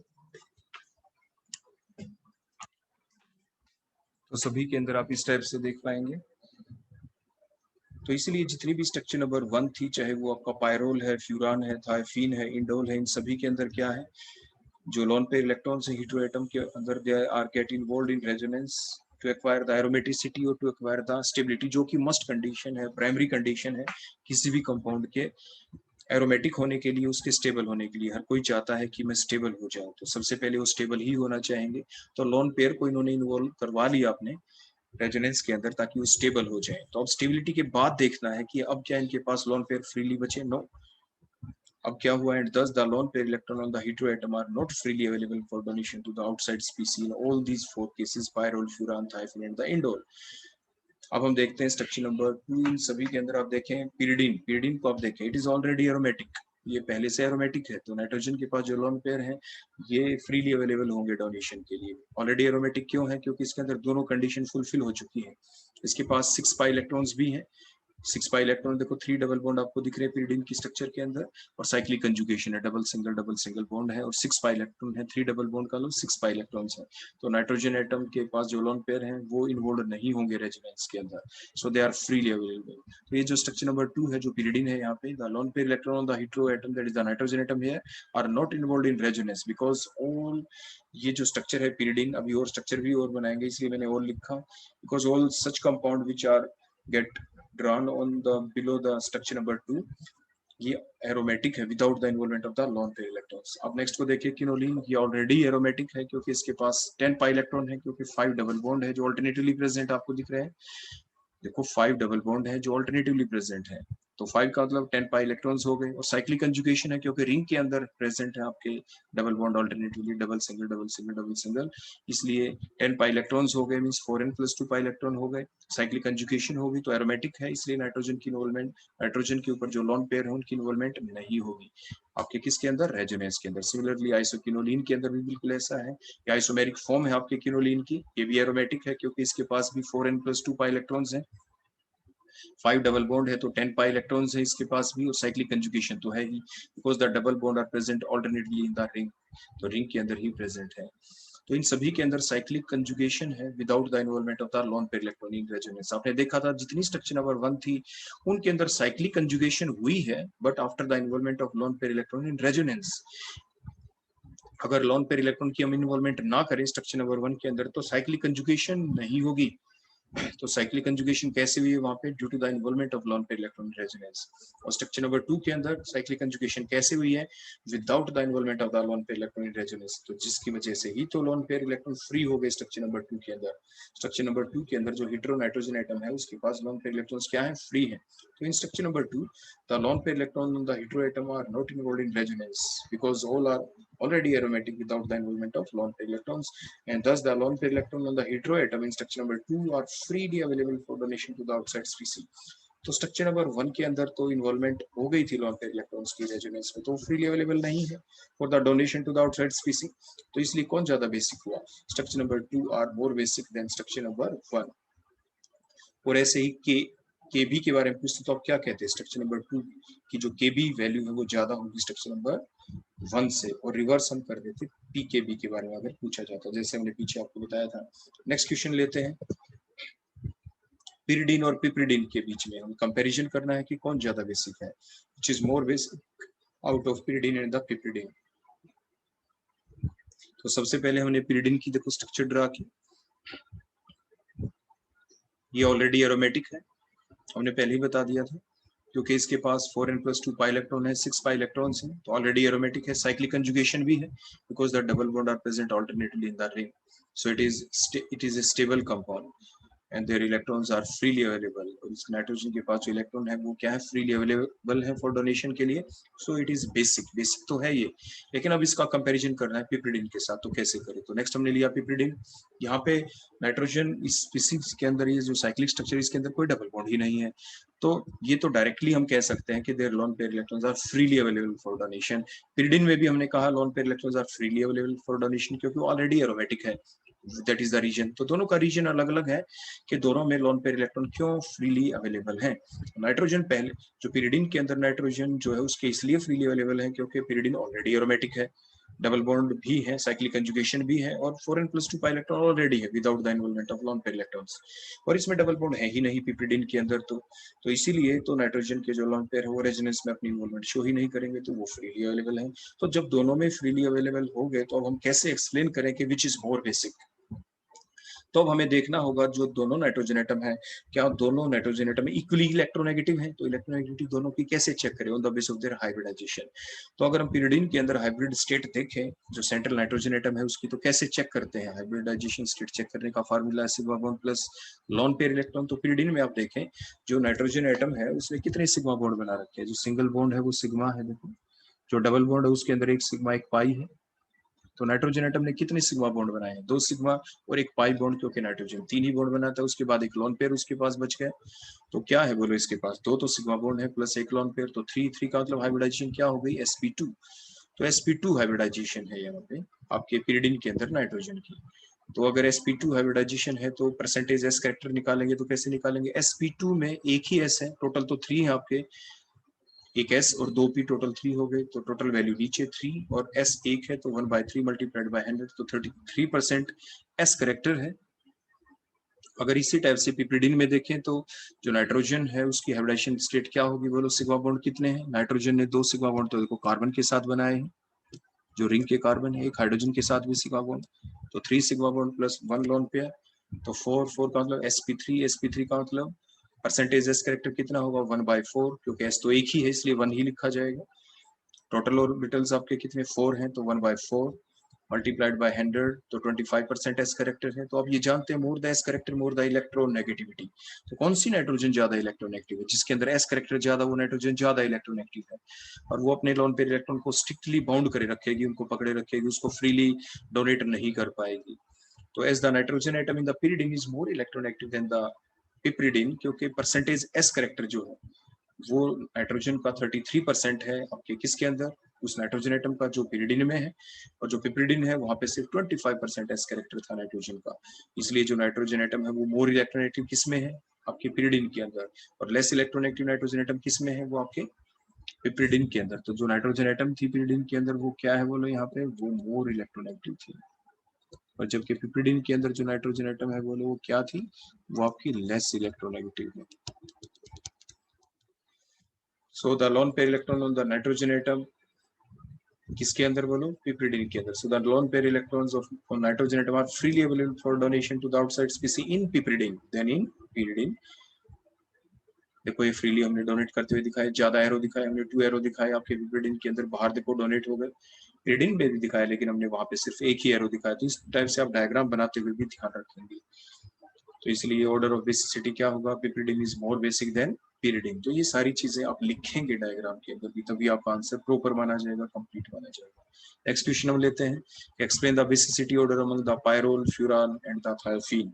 इन तीनों के अंदर हम कंपैरिजन करेंगे कि कौन ज्यादा बेसिक है। ये पायरोल की स्ट्रक्चर आपके सामने, जिसमें हेटेरोएटम कौन है, नाइट्रोजन है। नेक्स्ट फ्यूरान, जिसमें हेटेरोएटम कौन है, ऑक्सीजन है। सारी आपकी पेंटागोनल स्ट्रक्चर होती है, पेंटागन टाइप की स्ट्रक्चर होती है, पेंटागोनल नहीं पेंटागन टाइप की स्ट्रक्चर है आपकी। थायोफीन, इसके अंदर हेटेरोएटम कौन है आपका, सल्फर है। इन all the 3 cases the nitrogen atom और द ऑक्सीजन और द सेंट्रल सल्फर एटम, जितने भी हेटेरोएटम हैं उनके पास लोन पेयर है, दे गेट इन्वॉल्वड इन रेजोनेंस, क्योंकि हर कोई सबसे पहली मस्ट रिक्वायर्ड कंडीशन होती है किसी भी कंपाउंड की स्टेबल हो जाना, means more the aromaticity more the stability. तो ये सारे एरोमेटिक होना चाहते हैं, एरोमेटिसिटी के लिए अपने लोन पेयर को इन्वॉल्व करवाएंगे रेजोनेंस के अंदर, तो सभी के अंदर 6 pi इलेक्ट्रॉन हो जाएंगे after their lone pair electron की involvement. So they have the cyclic conjugation due to the involvement of the lone pair electron in resonance. इनके अंदर cyclic conjugation कब होगी, after the involvement of lone pair electrons which are present on these heteroatom nitrogen, oxygen और sulfur। Nitrogen, oxygen और sulphur के पास जो lone pair electron present है उनकी इन्वॉल्वमेंट होगी आपकी रेजोनेंस के अंदर, तभी तो साइक्लिक कंजुगेशन बन पाएगी। अगर आप लोन पेयर इलेक्ट्रॉन्स को हटा दें फिर आप देखें तो डबल सिंगल डबल आगे सिंगल सिंगल ही है, तो आप एक्सप्लेन नहीं कर पाते कि इनके अंदर साइक्लिक कंजुगेशन है। तो साइक्लिक कंजुगेशन देखने के तरीके अलग होते हैं कि रिंग के अंदर या तो डबल बॉन्ड ही अल्टरनेटिवली प्रेजेंट हो, जैसे pyridine में आपने देखा था डबल सिंगल लाइक बेंजीन, लेकिन यहाँ पे ऐसा है नहीं कि डबल बॉन्ड अल्टरनेटिवली प्रेजेंट हो। तो without the help of these lone pair electron involvement, we never been explained about their aromaticity or the cyclic conjugation. इसलिए नाइट्रोजन एटम या ऑक्सीजन या सल्फर के पास जो लोन पेयर है उनकी इन्वॉल्वमेंट के बाद ही हम एक्सप्लेन कर पाते हैं कि इनके अंदर साइक्लिक कंजुगेशन है। तो इसलिए एरोमेटिक हो गए। 4n+2 पाई इलेक्ट्रॉन भी हो गए, सभी में 6 पाई इलेक्ट्रॉन हो गए after the involvement of this lone pair electron, क्योंकि 2 तो डबल बॉन्ड हो गए, 4 इलेक्ट्रॉन्स तो डबल बॉन्ड की वजह से हो गए 4, और 2 इलेक्ट्रॉन्स लोन पेयर की वजह से हो गए, क्योंकि लोन पेयर की तो इन्वॉल्वमेंट होगी ही तभी साइक्लिक कंजुगेशन बनती है। Now total electrons are 6 electron, 6 pi electrons, तो इसलिए सारे एरोमेटिक हो गए। अब क्वेश्चन ये उठा, सभी एरोमेटिक हैं, सभी के लोन पेयर इन्वॉल्व भी हो गए रेजोनेंस में, तो अब बेसिसिटी ऑर्डर को कैसे करें एक्सप्लेन। सभी के अंदर हेटेरो एटम एक जैसा नहीं, पायरोल में नाइट्रोजन है, फ्यूरान में ऑक्सीजन है, थायफिन में सल्फर है, तो सभी की हमें इलेक्ट्रोनेगेटिविटी चेक करनी होगी। ऑल आर एरोमेटिक है due to the involvement of the lone pair electron in resonance. All are aromatic, क्योंकि aromaticity is the primary condition, क्योंकि more the aromaticity more the stability. तो इसीलिए अब हमें देखना है कि लोन पेयर इलेक्ट्रॉन जो है, चाहे पायरोल हो, फ्यूरान हो, थायफिन हो, they are less freely available for donation to the outside species. सभी के अंदर क्या है बोलो, lone pair electrons are less freely available for donation to the outside species. तो so all are less basic, सभी लेस बेसिक है। लेकिन क्वेश्चन हमारा फिर से वही रह गया कि अब इनमें बेसिसिटी ऑर्डर क्या होगा। ये तो हमने प्रूव कर दिया, why they are less basic, वो तो हम पहले भी प्रूव कर चुके थे। लेकिन अब हमें देखना होगा इनके बीच इलेक्ट्रॉन नेगेटिविटी का ऑर्डर। तो पीरियोडिक टेबल के अंदर अगर आप देखें लेफ्ट टू राइट जब आप जाते हैं तो क्या है, तो आपके ग्रुप नंबर 15, 16 के अंदर अगर देखो इस टाइप से आप देखते हैं, ग्रुप नंबर ये आपका 15 लिया हमने, उसके बाद ग्रुप नंबर 16, तो 16 के अंदर बोलो लेफ्ट टू राइट जाते हैं तो साइज क्या हो जाता है, साइज आपका डिक्रीज हो जाता है। तो smaller the size more the electronegativity, ये तो आप जानते ही हैं। तो जो यहाँ पे ग्रुप 16 में ऊपर ऑक्सीजन है, फिर यहाँ पे बोलो कौन है, सल्फर है, और इससे पहले आपके नाइट्रोजन है। तो ये ऑर्डर होता था कैसे पीरियोडिक टेबल के अंदर। तो जो इलेक्ट्रोनेगेटिविटी का जो ऑर्डर है among the oxygen, nitrogen, sulphur, तो oxygen is more electronegative than nitrogen and nitrogen is more electronegative than sulphur. ये आपका ऑर्डर होता है, साफ साफ आपको क्लियर कट दिख भी रहा है कि लेफ्ट टू राइट जाने से साइज डिक्रीज होगा, smaller the size more the electronegativity. और डाउन द ग्रुप जाते हैं तो साइज आपका क्या हो जाता है, इंक्रीज हो जाता है। साइज इंक्रीज होगा तो आपकी इलेक्ट्रोनेगेटिविटी क्या हो जाती है, कम हो जाती है। तो इसलिए हमने ये ऑर्डर आपका लिख दिया। तो इसीलिए जो लोन पेयर इलेक्ट्रॉन्स हैं वो थायफिन के अंदर they get involved in resonance to the large extent. जो लेस इलेक्ट्रोनेगेटिव है उसके, क्योंकि प्राइमरी कंडीशन को पहले हमें देखना है, सबसे पहले इसको एरोमेटिक बनाना है, स्टेबल बनाना है, बेसिसिटी को बाद में देखा जाएगा। तो इसलिए जो सल्फर है वो जल्दी से अपने लोन पेयर इलेक्ट्रॉन्स की साइक्लिक कंजुगेशन में इन्वॉल्वमेंट दिखाएगा, या ऑक्सीजन या नाइट्रोजन जो सबसे कम इलेक्ट्रोनेगेटिव है वही दिखाएगा। तो इसलिए हमने लिखा कि जो lone pair electrons in thiophene they get involved in resonance to the larger extent than the pyrrole and the furan, because the electronegativity order is oxygen is more electronegative than nitrogen, nitrogen is more electronegative than sulphur, sulphur is least electronegative out of these 3 element. तो इसीलिए तो थायफिन के अंदर जो sulphur के पास जो lone pair electron है वो ज्यादा इन्वॉल्व होंगे साइक्लिक कंजुगेशन के अंदर, अपने आप को ज्यादा स्टेबल करने के लिए। तो इसीलिए जो बाहर किसी को डोनेट किए जाएंगे वो किसको डोनेट किए जाएंगे, देखो हमने ये डोनेशन भी दिखा दी, देखो ज्यादा इन्वॉल्वमेंट दिखा दी, देखो सल्फर की देखो 3 एरो दिखाए हमने, ब्लू एरो देखो, तो 3 एरो मींस ज्यादा इन्वॉल्व है रेजोनेंस के अंदर, नाइट्रोजन उसके बाद उसके नंबर पे, और ऑक्सीजन के सबसे कम इन्वॉल्व होंगे रेजोनेंस के अंदर। तो किसके लोन पेयर इलेक्ट्रॉन सबसे कम इन्वॉल्व हुए रेजोनेंस के अंदर, ऑक्सीजन के। तो इसलिए उसके लोन पेयर बाहर वाले स्पीसी को डोनेट करने के लिए ज्यादा फ्रीली अवेलेबल है। So, and thus the lone pair electrons are more freely available for donation to the outside species in furan than pyrrole and the thiophenes. तो हमने फिर एरो भी लगा के दिखाया, रेड एरो से बाहर डोनेशन होते हुए। सबसे पहले हमने फ्यूरान के अंदर ही दिखाया क्योंकि उसके साइक्लिक कंजुगेशन में कम इन्वॉल्व थे, तो बाहर ज्यादा इन्वॉल्व हो गए डोनेशन के लिए। उसके बाद देखो पायरोल, उसके बाद थायफिन। तो इसलिए बेसिसिटी का ऑर्डर क्या हो गया, furan is more basic than pyrrole is more basic than thiophene. ये था basicity order of pyrrole, furan and thiophene. तो इलेक्ट्रोनेगेटिविटी के बेसिस पे हमने एक्सप्लेन किया। नेक्स्ट क्वेश्चन आएगा कि explain the basicity order among the pyrrole, furan, thiophene. ये इनको सभी को स्ट्रक्चर 1 मानेंगे हम, पायरोल, फ्यूरान और थायफिन को, और इंडोल को स्ट्रक्चर नंबर 2 मानेंगे।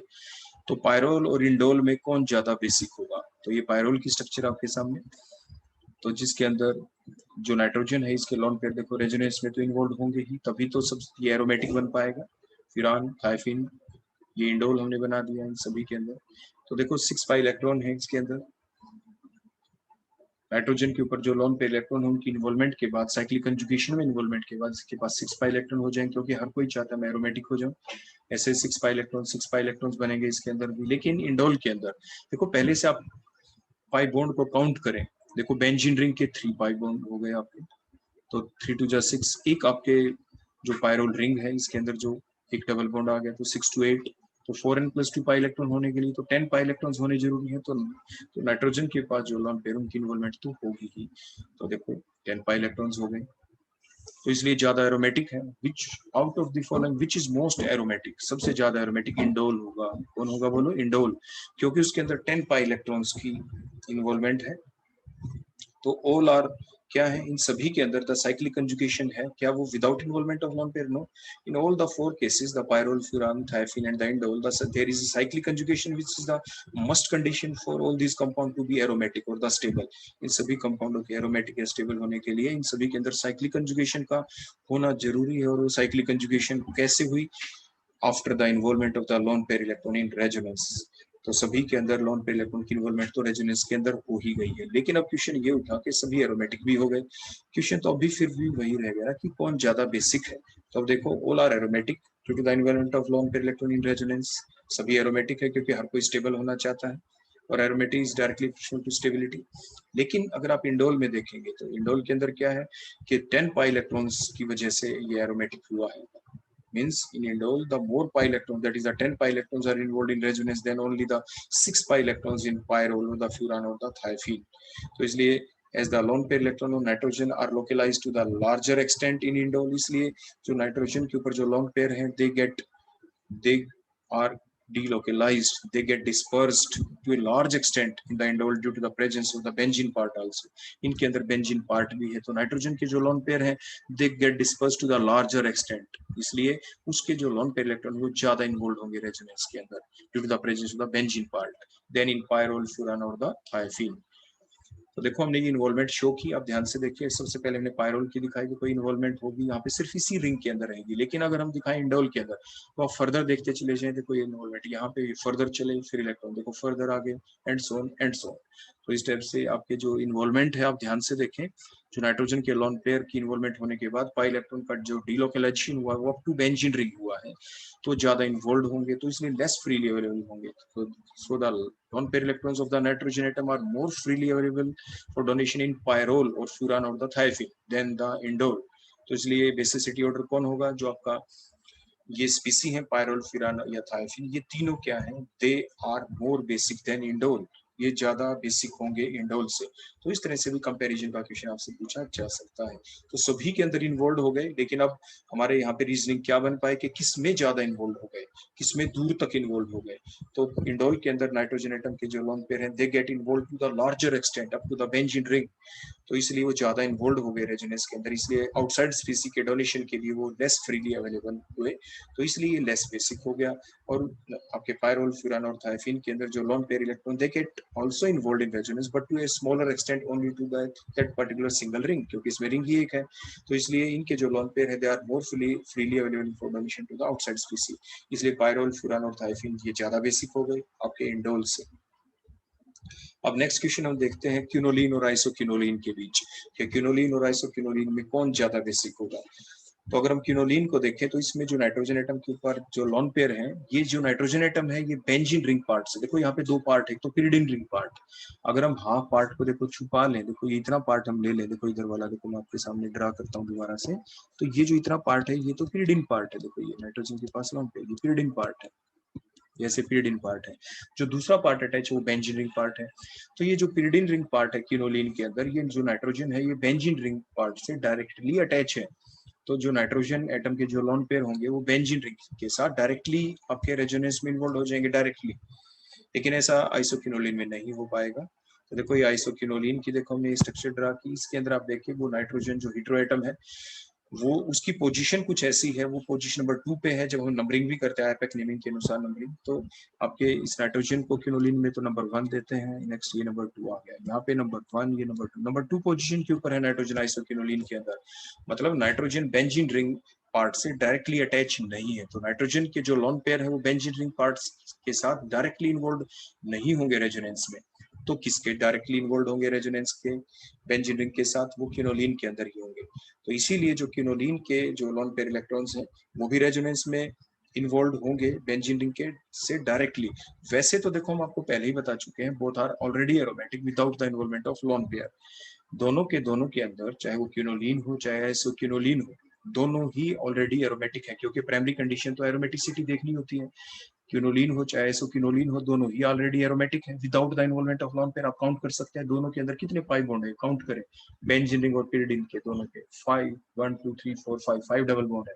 5 का मतलब 10 पाई इलेक्ट्रॉन्स हो गए, तो दोनों के अंदर बोलो पाई इलेक्ट्रॉन्स तो कितने हो गए, 10 पाई इलेक्ट्रॉन्स। और दोनों के अंदर प्लस में साइक्लिक कंजुगेशन भी ऑलरेडी है without the involvement of lone pair electrons. तो फिर अब क्वेश्चन ये उठा के दोनों में से बेसिक कौन है। दोनों के अंदर ऑलरेडी एरोमेटिक है, दोनों के अंदर lone pair electron freely available है for the donation to the outside species. So both are basic, लेकिन क्वेश्चन वही कि कौन ज्यादा बेसिक।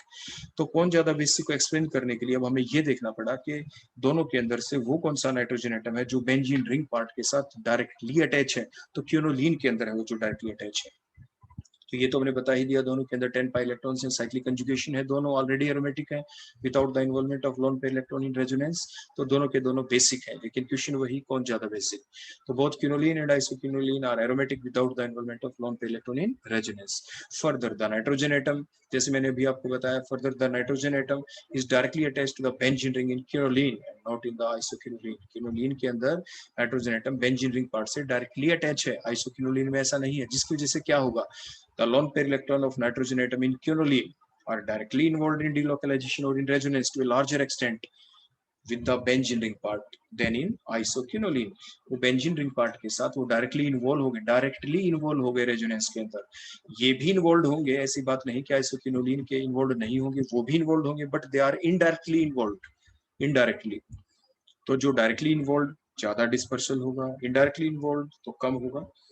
तो इसी बेसिस के ऊपर देखो ये हमने दिखाया नाइट्रोजन एटम के लोन पेयर, देखो रेड एरो से हमने दिखाया डायरेक्टली इन्वॉल्व हो गए। तो इसलिए lone pair electrons of nitrogen atom in isoquinoline are more freely available for donation to the outside species than in quinoline, क्योंकि क्विनोलिन के अंदर नाइट्रोजन एटम के लोन पेयर डायरेक्टली इन्वॉल्व हो गए बेंजीन रिंग पार्ट के साथ, तो इसलिए लेस फ्रीली अवेलेबल होंगे। जबकि आइसोक्विनोलिन के अंदर जो नाइट्रोजन के पास लोन पेयर है वो डायरेक्टली इन्वॉल्व नहीं है बेंजीन रिंग के साथ रेजोनेंस के अंदर, इसलिए वो मोर फ्रीली अवेलेबल होंगे डोनेशन के लिए। देखो हमने 1 एरो लगाया डोनेशन के लिए क्विनोलिन में, आइसोक्विनोलिन में हमने 2 एरो दिखाए, means more freely available for donation. इसलिए ऑर्डर ऑफ बेसिसिटी क्या होगा, isoquinoline is more basic than quinoline, ऐसे आप ध्यान रखेंगे। नेक्स्ट क्वेश्चन हम लेते हैं एसिडिक नेचर भी हम देख लेते हैं पायरोल के बारे में। जो पायरोल है वैसे तो ये बेसिक होता है, लेकिन ये फिनोल की तरह कुछ एसिडिक नेचर भी एक्सप्लेन कर देता है। ऐसा क्यों? ऐसा इसीलिए क्योंकि हमने पीछे देखा था, जैसे पहले फिनोल के बारे में देख लेते हैं एसिडिक क्यों है। जो फिनोल होता है इसमें ऑक्सीजन, जिसके पास हाइड्रोजन एटम अटैच है, तो OH बॉन्ड के इलेक्ट्रॉन्स को ऑक्सीजन अपने पास क्या कर लेगा, बोलो अब्स्ट्रैक्ट कर लेता है, जिसकी वजह से H पॉजिटिव आयन लॉस हो जाता है। उसके बाद ये फिनोक्साइड आयन बनता है। तो जो ये फिनोक्साइड आयन बना इसके अंदर क्या हो गया, ये जो फिनोक्साइड आयन बना they get stabilized further due to the dispersal of negative charge by resonance. देखो ये ऑक्सीजन के पास जो नेगेटिव चार्ज आ गया इसका फर्दर डिस्पर्सल होगा रेजोनेंस के द्वारा, तो इसीलिए ये जो फिनोक्साइड आयन है get stabilized to a larger extent, देखो इस टाइप से डिस्पर्सल होता रहेगा, इसलिए फिनोल इज एसिडिक नेचर। तो जब कभी भी आप एसिडिक नेचर का एक्सप्लेन करते हैं तो आप सिंपल लैंग्वेज यही लिखते हैं, कोई भी क्वेश्चन क्यों ना हो, आपके अरेनियस साइंटिस्ट के बेसिस के ऊपर जब आप एक्सप्लेन करें कि H पॉजिटिव आयन लॉस हो गया, तो आप यही बातें लिखते हैं कि after the loss of H atom as H positive ion the structure thus formed get stabilized due to the dispersal of negative charge by resonance, so that particular structure is acidic in nature। तो जो H positive ion को loss करने के बाद stable अगर कोई चीज हो जाती है तो एसिडिक होता है। क्यों? क्योंकि ये जो कंटेनर है, आप ध्यान से देखना, ये जो कंटेनर था, इस कंटेनर के अंदर अगर फ्री फॉर्म में आपके H पॉजिटिव आयन दिखाई दे, तो यहाँ पे देखो ये जो H पॉजिटिव आयन देखो लॉस हुए थे, they are present in free form. क्यों? क्योंकि जो फिनोक्साइड आयन बना है यहाँ पे ये आपका स्टेबल हो गया। जब स्टेबल हो गया तो जो H पॉजिटिव आयन लॉस हुए थे ये इस H पॉजिटिव आयन को दोबारा गेन नहीं करेगा, तो इस कंटेनर के अंदर H positive ion free form में घूमते रहेंगे। तो सॉल्यूशन के अंदर जब H positive ion free form में आपको दिखाई दे तभी तो आप कहेंगे that solution is acidic in nature, तो इसलिए ये सॉल्यूशन एसिडिक है। तो ये प्रूव करने के लिए कि सॉल्यूशन के अंदर फ्री फॉर्म में H पॉजिटिव आयन हो गए हैं काफी सारे, तो हमें क्या प्रूव करना होता है कि H पॉजिटिव लॉस करने के बाद जो स्ट्रक्चर बनी उसको स्टेबलाइज प्रूव कर दें। स्टेबल है तभी तो H पॉजिटिव आयन को गेन नहीं करेगा और H positive ion free form में होंगे। तो स्टेबिलिटी कैसे प्रूव की हमने फिनोक्साइड आयन की, कि उसके अंदर जो ऑक्सीजन के ऊपर जो नेगेटिव चार्ज आया था उसका डिस्पर्सल ज्यादा प्रूव कर दें। तो डिस्पर्सल हमने प्रूव किया कि रेजोनेंस के द्वारा जो ऑक्सीजन के ऊपर जो नेगेटिव चार्ज आया है फिनोक्साइड आयन में उसका डिस्पर्सल हो गया ड्यू टू द रेजोनेंस। तो ये लैंग्वेज हमें पेट लैंग्वेज होती है, ऐसा ही हमें लिखना पड़ता है कि after the loss of H atom as H positive ion, the structure that is the phenoxide ion thus formed gets stabilized due to the dispersal of negative charge by resonance. So phenol is acidic in nature. अगर अलग से question भी आपसे पूछा जाए why phenol is acidic in nature, तो आप इतना जवाब लिख देते हैं. लेकिन अब हमें इसका कंपैरिजन करना है फिनोल के साथ. कंपैरिजन नहीं, हमें सिर्फ इतना बताना है कि जिस फिनोल एसिडिक है ऐसे पायरोल भी क्यों एसिडिक है. इट मींस उसके अंदर भी कुछ ऐसा होता ही होगा कि उसके अंदर भी H पॉजिटिव आयन लॉस हो जाता होगा. तो देखते हैं कि वो हो भी पाता है या नहीं. तो ये सबसे पहले हमें ये देखना होता है कोई भी कंपाउंड अपने आप को स्टेबलाइज करवाना चाहता है. तो ये हमने जैसे पीछे पढ़ा कि जो पायरोल है ये अपने आप को स्टेबल करवाना चाहता है, एरोमेटिक करवाना चाहेगा. तो लोन पेयर इलेक्ट्रॉन्स जो है नाइट्रोजन एटम के ऊपर they get involved in cyclic conjugation to make itself aromatic. ये अपने आप को ज्यादा एरोमेटिक करवाने के लिए इसके लोन पेयर इन्वॉल्व हो जाएंगे रेजोनेंस के अंदर. So the nitrogen atom containing lone pair electron in pyrrole, these lone pair electron get involved in resonance to acquire the stability, to acquire the aromaticity, to acquire the cyclic conjugation, to acquire the 4n+2 pi electrons. तो ये सारी चीजें acquire करने के लिए, aromaticity acquire करने के लिए इसके जो लोन पेयर इलेक्ट्रॉन है वो इन्वॉल्व हो जाएंगे. और ऐसा जब ये नाइट्रोजन करता है तो nitrogen atom acquires the positive charge. Nitrogen atom के ऊपर देखो पॉजिटिव चार्ज आ जाएगा. देखो नाइट्रोजन के लोन पेयर देखो इन्वॉल्व हो गए रेजोनेंस के अंदर. Nitrogen atom after donating, after involving the lone pair electrons of nitrogen atom in resonance, the nitrogen atom acquires positive charge and now it becomes more electronegative. Nitrogen atom अब electronegative हो गया है. अब nitrogen atom जब more electronegative हो गया है positive charge आने की वजह से, तो इसलिए ये क्या करे, अब ये नाइट्रोजन से जो अटैच है हाइड्रोजन, उससे ये बॉन्ड पेयर इलेक्ट्रॉन्स को अब्स्ट्रैक्ट कर सकता है, छीन सकता है. तब ये क्या करेगा, ये यहाँ से लोन पेयर इलेक्ट्रॉन्स को देखो बॉन्ड पेयर इलेक्ट्रॉन्स को अब्स्ट्रैक्ट करेगा and thus the positively charged nitrogen atom can abstract the electron pair from the H atom and thus it can lose the H positive ion और ये फिर stabilise हो जाएगा. Further dispersal देखो O के ऊपर जो नेगेटिव चार्ज उसका तो डिस्पर्सल होता ही रहेगा. तो इसीलिए ये भी एसिडिक के नेचर होता है. देखो ये फर्दर डिस्पर्सल होता रहा. Hence the pyrrole is acidic in nature like that of the phenol. Phenol की तरह भी होता है. वो एक अलग बात कि कौन ज्यादा एसिडिक है. लेकिन हमारा सिंपल क्वेश्चन यहाँ पे ये था कि पायरोल भी एसिडिक क्यों है. तो एग्जाम में कई बार ऐसे पूछ ले भाई pyrrole is acidic in nature, तो सिंपली आप इधर वाला पोर्शन लिखेंगे, आप फिनोल का जिक्र नहीं करेंगे.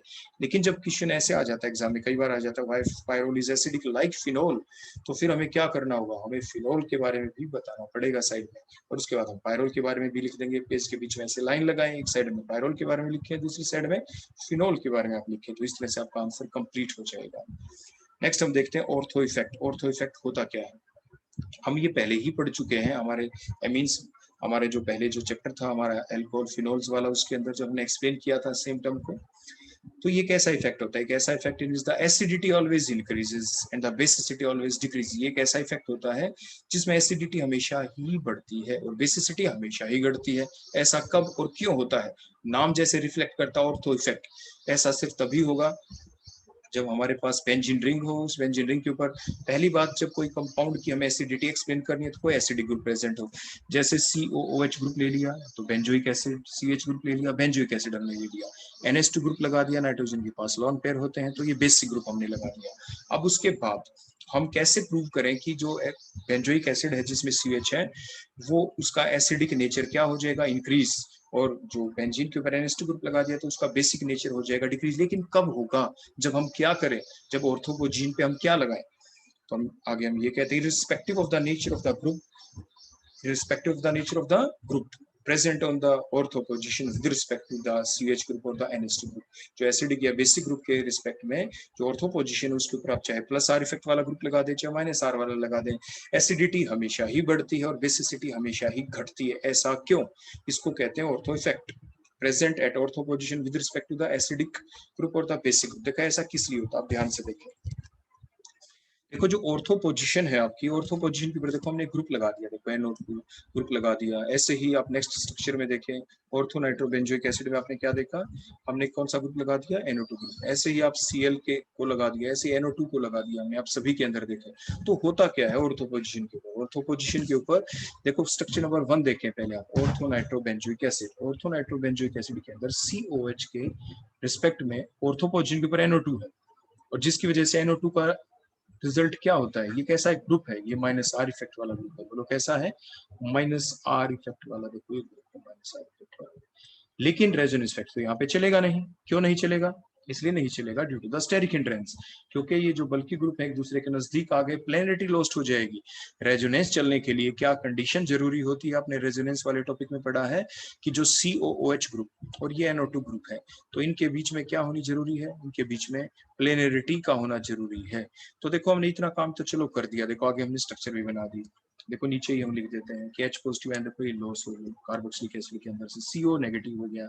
अब नीचे हमने क्या दिखाया, देखो नो माइनस आर, देखो माइनस आर इफेक्ट ये नहीं चलेगा, ये चलेगा नहीं। क्यों नहीं चलेगा, क्योंकि CO नेगेटिव और जो NO2 ग्रुप है इनके बीच में स्टेरिक हिंड्रेंस होगी, जैसे हमने ऊपर लिख रखा है स्टेरिक हिंड्रेंस होगी। तो जिसकी वजह से जो COO नेगेटिव के ऊपर जो नेगेटिव चार्ज आया, क्योंकि हमने पीछे पढ़ा कि कोई भी सब्सटेंस एसिडिक कब होता है, पीछे हमने बताया था ना अभी पिछले क्वेश्चन के अंदर कि after the loss of H atom H positive ion the negative charge जो स्पीसी बनी है, जो नेगेटिव चार्ज का डिस्पर्सल हो जाना चाहिए बाय रेजोनेंस के द्वारा या किसी भी तरीके से। तो यहाँ पे रेजोनेंस प्रोसेस तो चल नहीं पाएगी, क्योंकि COOH ग्रुप और NO2 के बीच में स्टेरिक हिंड्रेंस हो गई, बल्कीनेस की वजह से, तो प्लेनरिटी लॉस्ट हो गई है। तो ये जो दो ग्रुप है आपके COO नेगेटिव और जो NO2 ग्रुप है, इनके बीच में प्लेनरिटी तो है नहीं, तो इसलिए जो NO2 ग्रुप है वो आपका रेजोनेंस इफेक्ट नहीं दिखा पाएगा। रेजोनेंस प्रोसेस को चलने के लिए मस्ट कंडीशन है कि जो आपके ग्रुप्स हैं वो प्लेनर हो। कैसे हो बोलो, प्लेनर हो। और प्लेनरिटी तो लॉस्ट हो गई, इसलिए NO2 ग्रुप का जो आपका इसका इफेक्ट होना चाहिए माइनस आर का, वो ये दिखा नहीं पाएगा, तो माइनस आर इफेक्ट नहीं चलेगा। लेकिन एक इफेक्ट ऐसा जरूर है जिसके अंदर planarity is not the essential condition, वो है इंडक्टिव इफेक्ट। तो NO2 ग्रुप का कैसा इफेक्ट होगा, माइनस आई। हम आपको पहले ही बता चुके हैं जितने भी हाइड्रोकार्बन होते हैं, मिथाइल, इथाइल, इस कोई भी ऐसा ग्रुप जिसमें कार्बन हाइड्रोजन सिंगल बॉन्ड दिखे, वो तो प्लस आई के होते हैं। उनको छोड़ के जितने भी ग्रुप है वो सारे आपके माइनस आई इफेक्ट के होते हैं, इलेक्ट्रॉन विड्रॉइंग ग्रुप होते हैं। तो ये माइनस आई इफेक्ट से क्या करेगा, COO के ऊपर जो नेगेटिव चार्ज आ गया है इसका बोलो क्या होगा, इसका देखो इस टाइप से डिस्पर्सल होगा। तो मैंने ऐसे एरो लगाया, हो जाएगा डिस्पर्सल, लेकिन बोलो कैसे, by minus I effect. By बोलो इसके कौन से इफेक्ट, माइनस आई से। तो हो गया ना डिस्पर्सल, चलो ठीक है, प्लेनरिटी लॉस्ट हो गई, स्टेरिक हिंड्रेंस हो गई, माइनस आई इफेक्ट नहीं चला, लेकिन इफेक्ट चला तो कौन सा चला, इसका माइनस आई। तो माइनस आई इफेक्ट चलने से नेगेटिव चार्ज का डिस्पर्सल हो गया, इसलिए एसिडिटी इंक्रीज हो गई।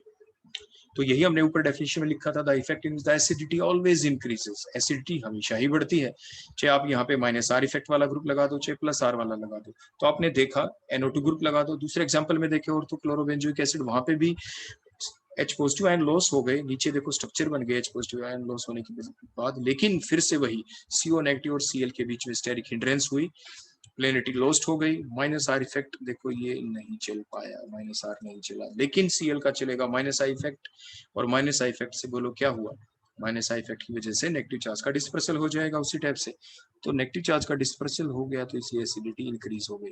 तो आपने देखो दोनों ग्रुप लगाए ऑर्थो पोजीशन पे, आपने माइनस आर वाला भी लगा के देखा, आपने प्लस आर वाला भी लगा के देखा, लेकिन क्योंकि रेजोनेंस इफेक्ट तो चलता ही नहीं, लेकिन चला तो उनका कौन सा, माइनस आई इफेक्ट। तो माइनस आई इफेक्ट जब भी चलता है तो उसकी वजह से नेगेटिव चार्ज का डिस्पर्सल बढ़ा, और जिसकी वजह से आपका जो सब्सटेंस है वो ज्यादा एसिडिक हो जाएगा। तो इसी को कहते हैं ऑर्थो इफेक्ट। हम बेसिसिटी के बारे में देखें, थर्ड जो एग्जांपल है ऑर्थो नाइट्रो एनिलीन जो लिया है, वहां पे भी उसी टाइप से, चाहे आप प्लस आर इफेक्ट वाला ग्रुप लगा दो चाहे माइनस आर वाला, वो हमने पहले एक्सप्लेन कर दिया, क्योंकि वो तो चलना ही नहीं। देखो माइनस आर के ऊपर हमने क्या लगा दिया, देखो यहाँ पे क्रॉस लगा रखा है यहाँ पे, तो ये तो चलना नहीं, तो कौन सा इफेक्ट चलेगा, माइनस आई। तो माइनस आई इफेक्ट से क्या होगा, जो नाइट्रोजन के ऊपर जो लोन पेयर हैं ये आपके स्ट्रिक्टली बाउंड रहेंगे इसके माइनस आई इफेक्ट से। माइनस आई इफेक्ट से जो NO2 ग्रुप है, ये जो बॉन्ड पेयर इलेक्ट्रॉन्स है, बॉन्डों के इलेक्ट्रॉन्स और फिर लोन पेयर, ये खिंचाव रहेगा, खिंचे रहेंगे किसकी तरफ, NO2 ग्रुप की तरफ।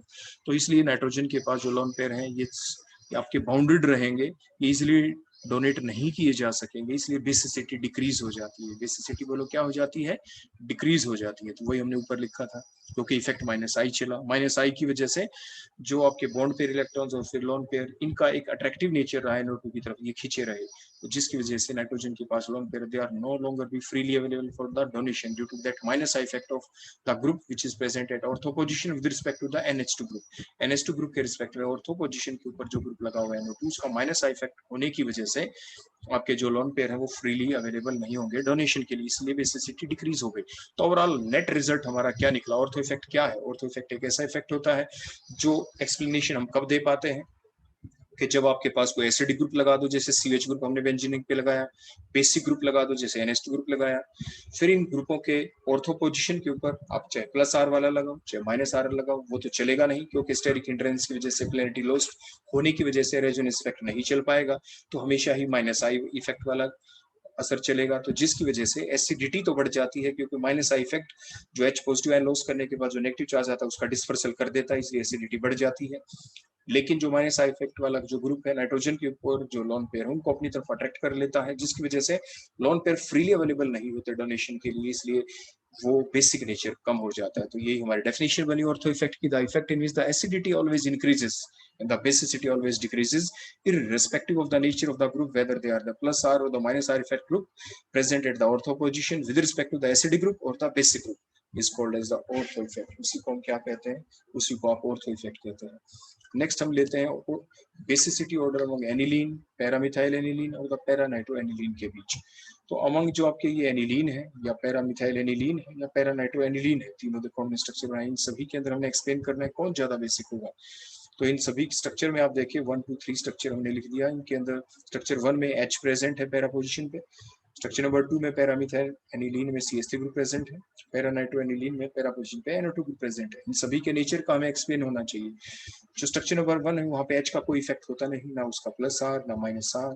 CH3 ग्रुप का आपका +R इफेक्ट होता है, +I इफेक्ट होता है। NO2 ग्रुप का आपका कैसा इफेक्ट होता है, आपका -I और -R। तो अब देखो स्ट्रक्चर 1 में क्या हुआ, the H atom has no effect on the electron density around the nitrogen atom in structure number 1। Electron density के ऊपर कोई फर्क नहीं होगा, जो H एटम है पैरा पोजीशन पे ना तो इलेक्ट्रॉन डेंसिटी को इंक्रीज कर पाएगा ना डिक्रीज, तो एज सच रहेगी। लेकिन अगर हम देखें स्ट्रक्चर नंबर 2 के अंदर, तो वहां पे क्या हुआ, the electron density around the nitrogen atom increases in structure number 2 by the +R and the +I effect of the CH3 group. जो CH3 ग्रुप है उसका +I इफेक्ट भी है, +R इफेक्ट भी है। हाइपर कंजुगेशन इफेक्ट कह सकते हैं आप इसको, जो हमने रेजोनेंस लिखा है यहाँ पे, क्योंकि हाइपर कंजुगेशन प्रोसेस चलेगी, क्योंकि जो CH3 ग्रुप है उसके पास कोई लोन पेयर तो है नहीं, तो इसीलिए यहाँ पे इलेक्ट्रॉन डेंसिटी इंक्रीज हो जाएगी on towards the nitrogen atom of the NH2 group. तो इलेक्ट्रॉन डेंसिटी बढ़ गई तो इसका मतलब बेसिसिटी बढ़ जाएगी। नाइट्रोजन के पास जितनी ज्यादा इलेक्ट्रॉन डेंसिटी होगी वो उतने ही ज्यादा लोन पेयर इलेक्ट्रॉन्स को बाहर डोनेट कर पाएगा towards the outside space. Third case में देखेंगे तो क्या होगा, the electron density around the nitrogen atom decreases in the structure number 3 by the -I और the -R effect of the NH2 group. यहाँ पे आप -I कर देंगे, देखो ये +I जो लिखा गया, ये -I और the -R effect by the -I or the -R effect of the NO2 group।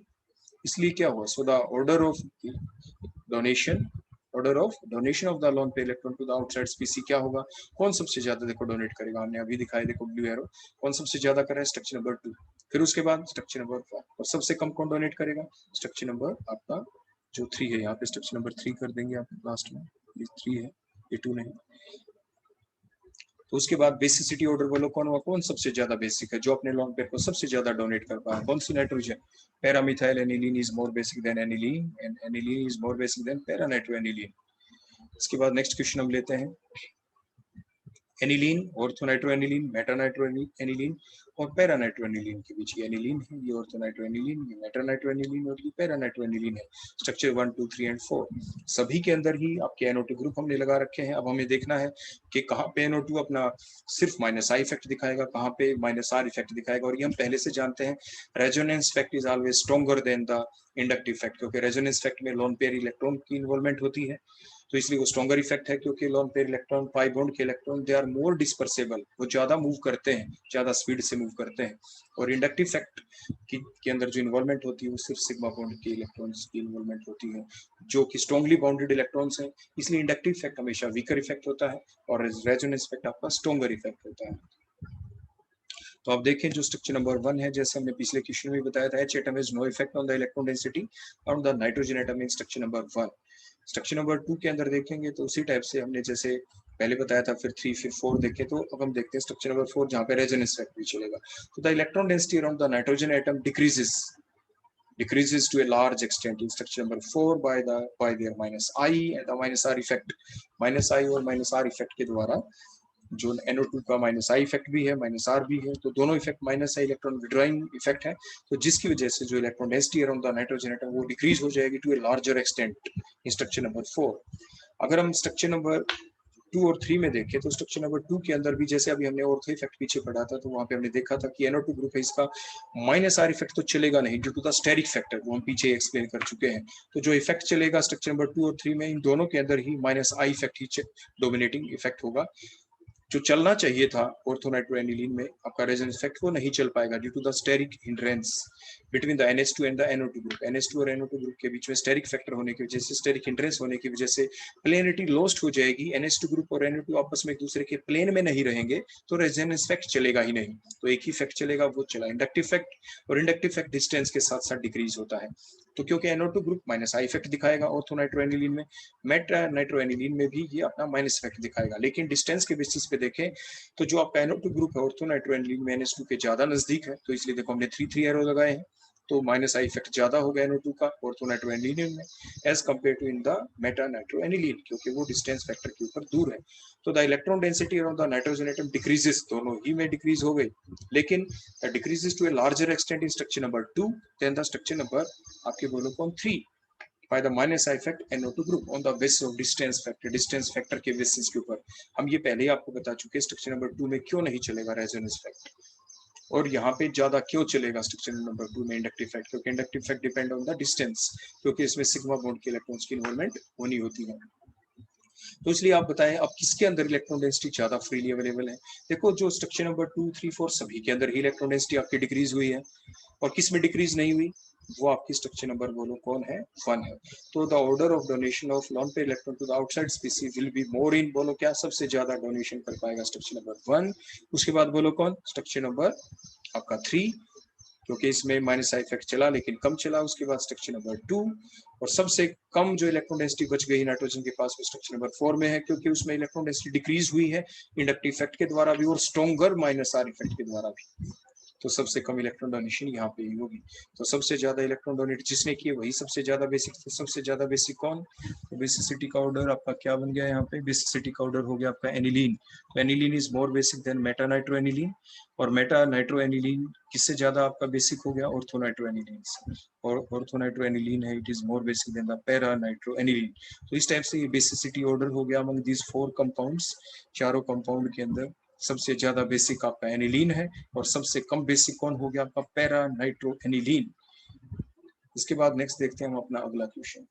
तो अगर हमें एक्सप्लेन करना पड़ जाए बेसिसिटी ऑर्डर पैराफ्लोरोएनिलीन और पैराक्लोरोएनिलीन में, तो हम कैसे करेंगे। दोनों ही इलेक्ट्रोनेगेटिव एलिमेंट है, आप चाहे पैराफ्लोरोएनिलीन ले लें जहाँ पे फ्लोरीन अटैच है, चाहे पैराक्लोरोएनिलीन ले लें उसके अंदर बोलो कौन है आपका, यहाँ पे क्लोरीन अटैच है। देखो ऊपर हम ये NH2 लिख देते हैं, H2 रह गया यहाँ पे लिखा। तो अब इन दोनों में अगर हम देखें तो एक बड़ा सिंपल सा क्वेश्चन यहाँ पे आता है, वो ये कि जितने भी हेलोजन्स हैं, हेलोजन है देखो आपके अटैच, पैराफ्लोरोएनिलीन में फ्लोरीन अटैच है पैरा पोर्शन, पैराक्लोरोएनिलीन में क्लोरीन है। तो दोनों के अंदर दिखने में तो ऐसा लगता है कि दोनों के अंदर आपका क्या चलना चाहिए, दोनों के अंदर ही आपका माइनस I इफेक्ट भी चलना चाहिए, दोनों के अंदर माइनस R इफेक्ट भी चलना चाहिए। लेकिन अब होगा क्या, होगा इस बेसिस के ऊपर के अगर आप देखें दोनों की इलेक्ट्रॉनिक कॉन्फ़िगरेशन।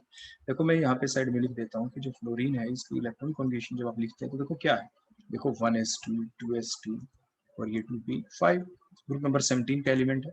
इसके अंदर d ऑर्बिटल तो देखो होते नहीं, क्या नहीं होता बोले, इसके अंदर 2d नहीं होता, 2d नहीं होता इसमें क्योंकि सेकंड शेल में d नहीं होता। लेकिन जो अगर आप क्लोरीन की कॉन्फ़िगरेशन लिखेंगे क्लोरीन 17, तो एक लिखने का तरीका होता है सिर्फ नंबर ऑफ शेल ही तो बढ़ती है जब आप डाउन द ग्रुप जाते हैं, तो वैलेंस शेल का सिर्फ नंबर बढ़ा दें आपने कैसे 3s2 3p5, अंदर तो वही रहेगा 1s2 1 2s2 2p6 and so on इस टाइप से 3s2 3p5, लेकिन थर्ड शेल में तो d भी होता है ना इस टाइप से। लेकिन उससे भी मेन चीज क्या है यहाँ पे कि देखो आप इसको अगर ओपन फॉर्म में इस टाइप से लिख दें, ये लॉन पेयर है और यहाँ पे देखो ये हमने इलेक्ट्रॉन्स दिखाए, देखो 2 2 4 और 1 5, तो कोई एक बॉन्ड बना लेगा फ्लोरीन। सिमिलरली अगर हम यहाँ पे दिखा दें ये इलेक्ट्रॉन्स, ये ऊपर तो है देखो ये 2s और 2p है, लेकिन यहाँ पे बोलो कौन है, ये 3s और 3p होंगे। देखो इस टाइप से, देखो ये 2 2 4 और 1 5, ये एक्स्ट्रा चीज हमने आपको बता दी डी वाली। तो देखो ये 3s हो गया, ये 3p हो गया, क्लियर हो गया। अब है क्या, देखो जो फ्लोरीन है, फ्लोरीन के पास देखो ये जो लोन पेयर यहाँ पे प्रेजेंट होंगे ना, these are present in 2p। Fluorine के पास जो लोन पेयर जो इन्वॉल्व होंगे ना, दे आर प्रेजेंट इन 3p।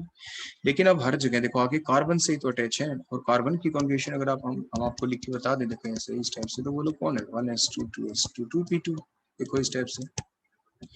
तो इट मीन्स आपके अगर ओपन फॉर्म में वैलेंस शेल को अगर हम लिखते हैं तो देखो आफ्टर एक्साइटेशन अगर हम दिखा दें, देखो इस टाइप से एस में, तो देखो ये 2 इलेक्ट्रॉन है, देखो पी के अंदर एक एस का इलेक्ट्रॉन हमने आगे डायरेक्टली जंप करवाते हुए दिखा दिया, तो देखो 4 बॉन्ड बना रखे हैं। तो कार्बन के अंदर भी अगर आप देखेंगे तो वैलेंस में कौन है, ये 2s और 2p। तो जो पाई बॉन्ड बना है वो किसके द्वारा बना है, देखो यहाँ पे sp2 हाइब्रिडाइजेशन है कार्बन की, क्योंकि डबल बॉन्ड है, तो ये sp2 हो गया। तो जो ये पाई बॉन्डिंग में इन्वॉल्व हुआ ये कौन है, ये 2p ऑर्बिटल है। देखो जो बेंजीन रिंग के अंदर जो पाई बॉन्ड बने हुए हैं, यहाँ पे जो ये ऑर्बिटल है, देखो ये जो ऑर्बिटल, देखो अगर हम दिखा दें ऐसे, ये ऑर्बिटल, ये इसका ऑर्बिटल, देखो जिनके बीच में देखो ऐसे साइडवेज ओवरलैपिंग है, ये कोई और नहीं, ये आपका 2p ऑर्बिटल है। ऐसे ही इसमें भी अगर हम दिखाएं, जो ये साइडवेज ओवरलैपिंग कार्बन ने कर रखी है, देखो ये जो डबल बॉन्ड बनता हुआ दिखा रहे हैं वैसे, ये 2p है।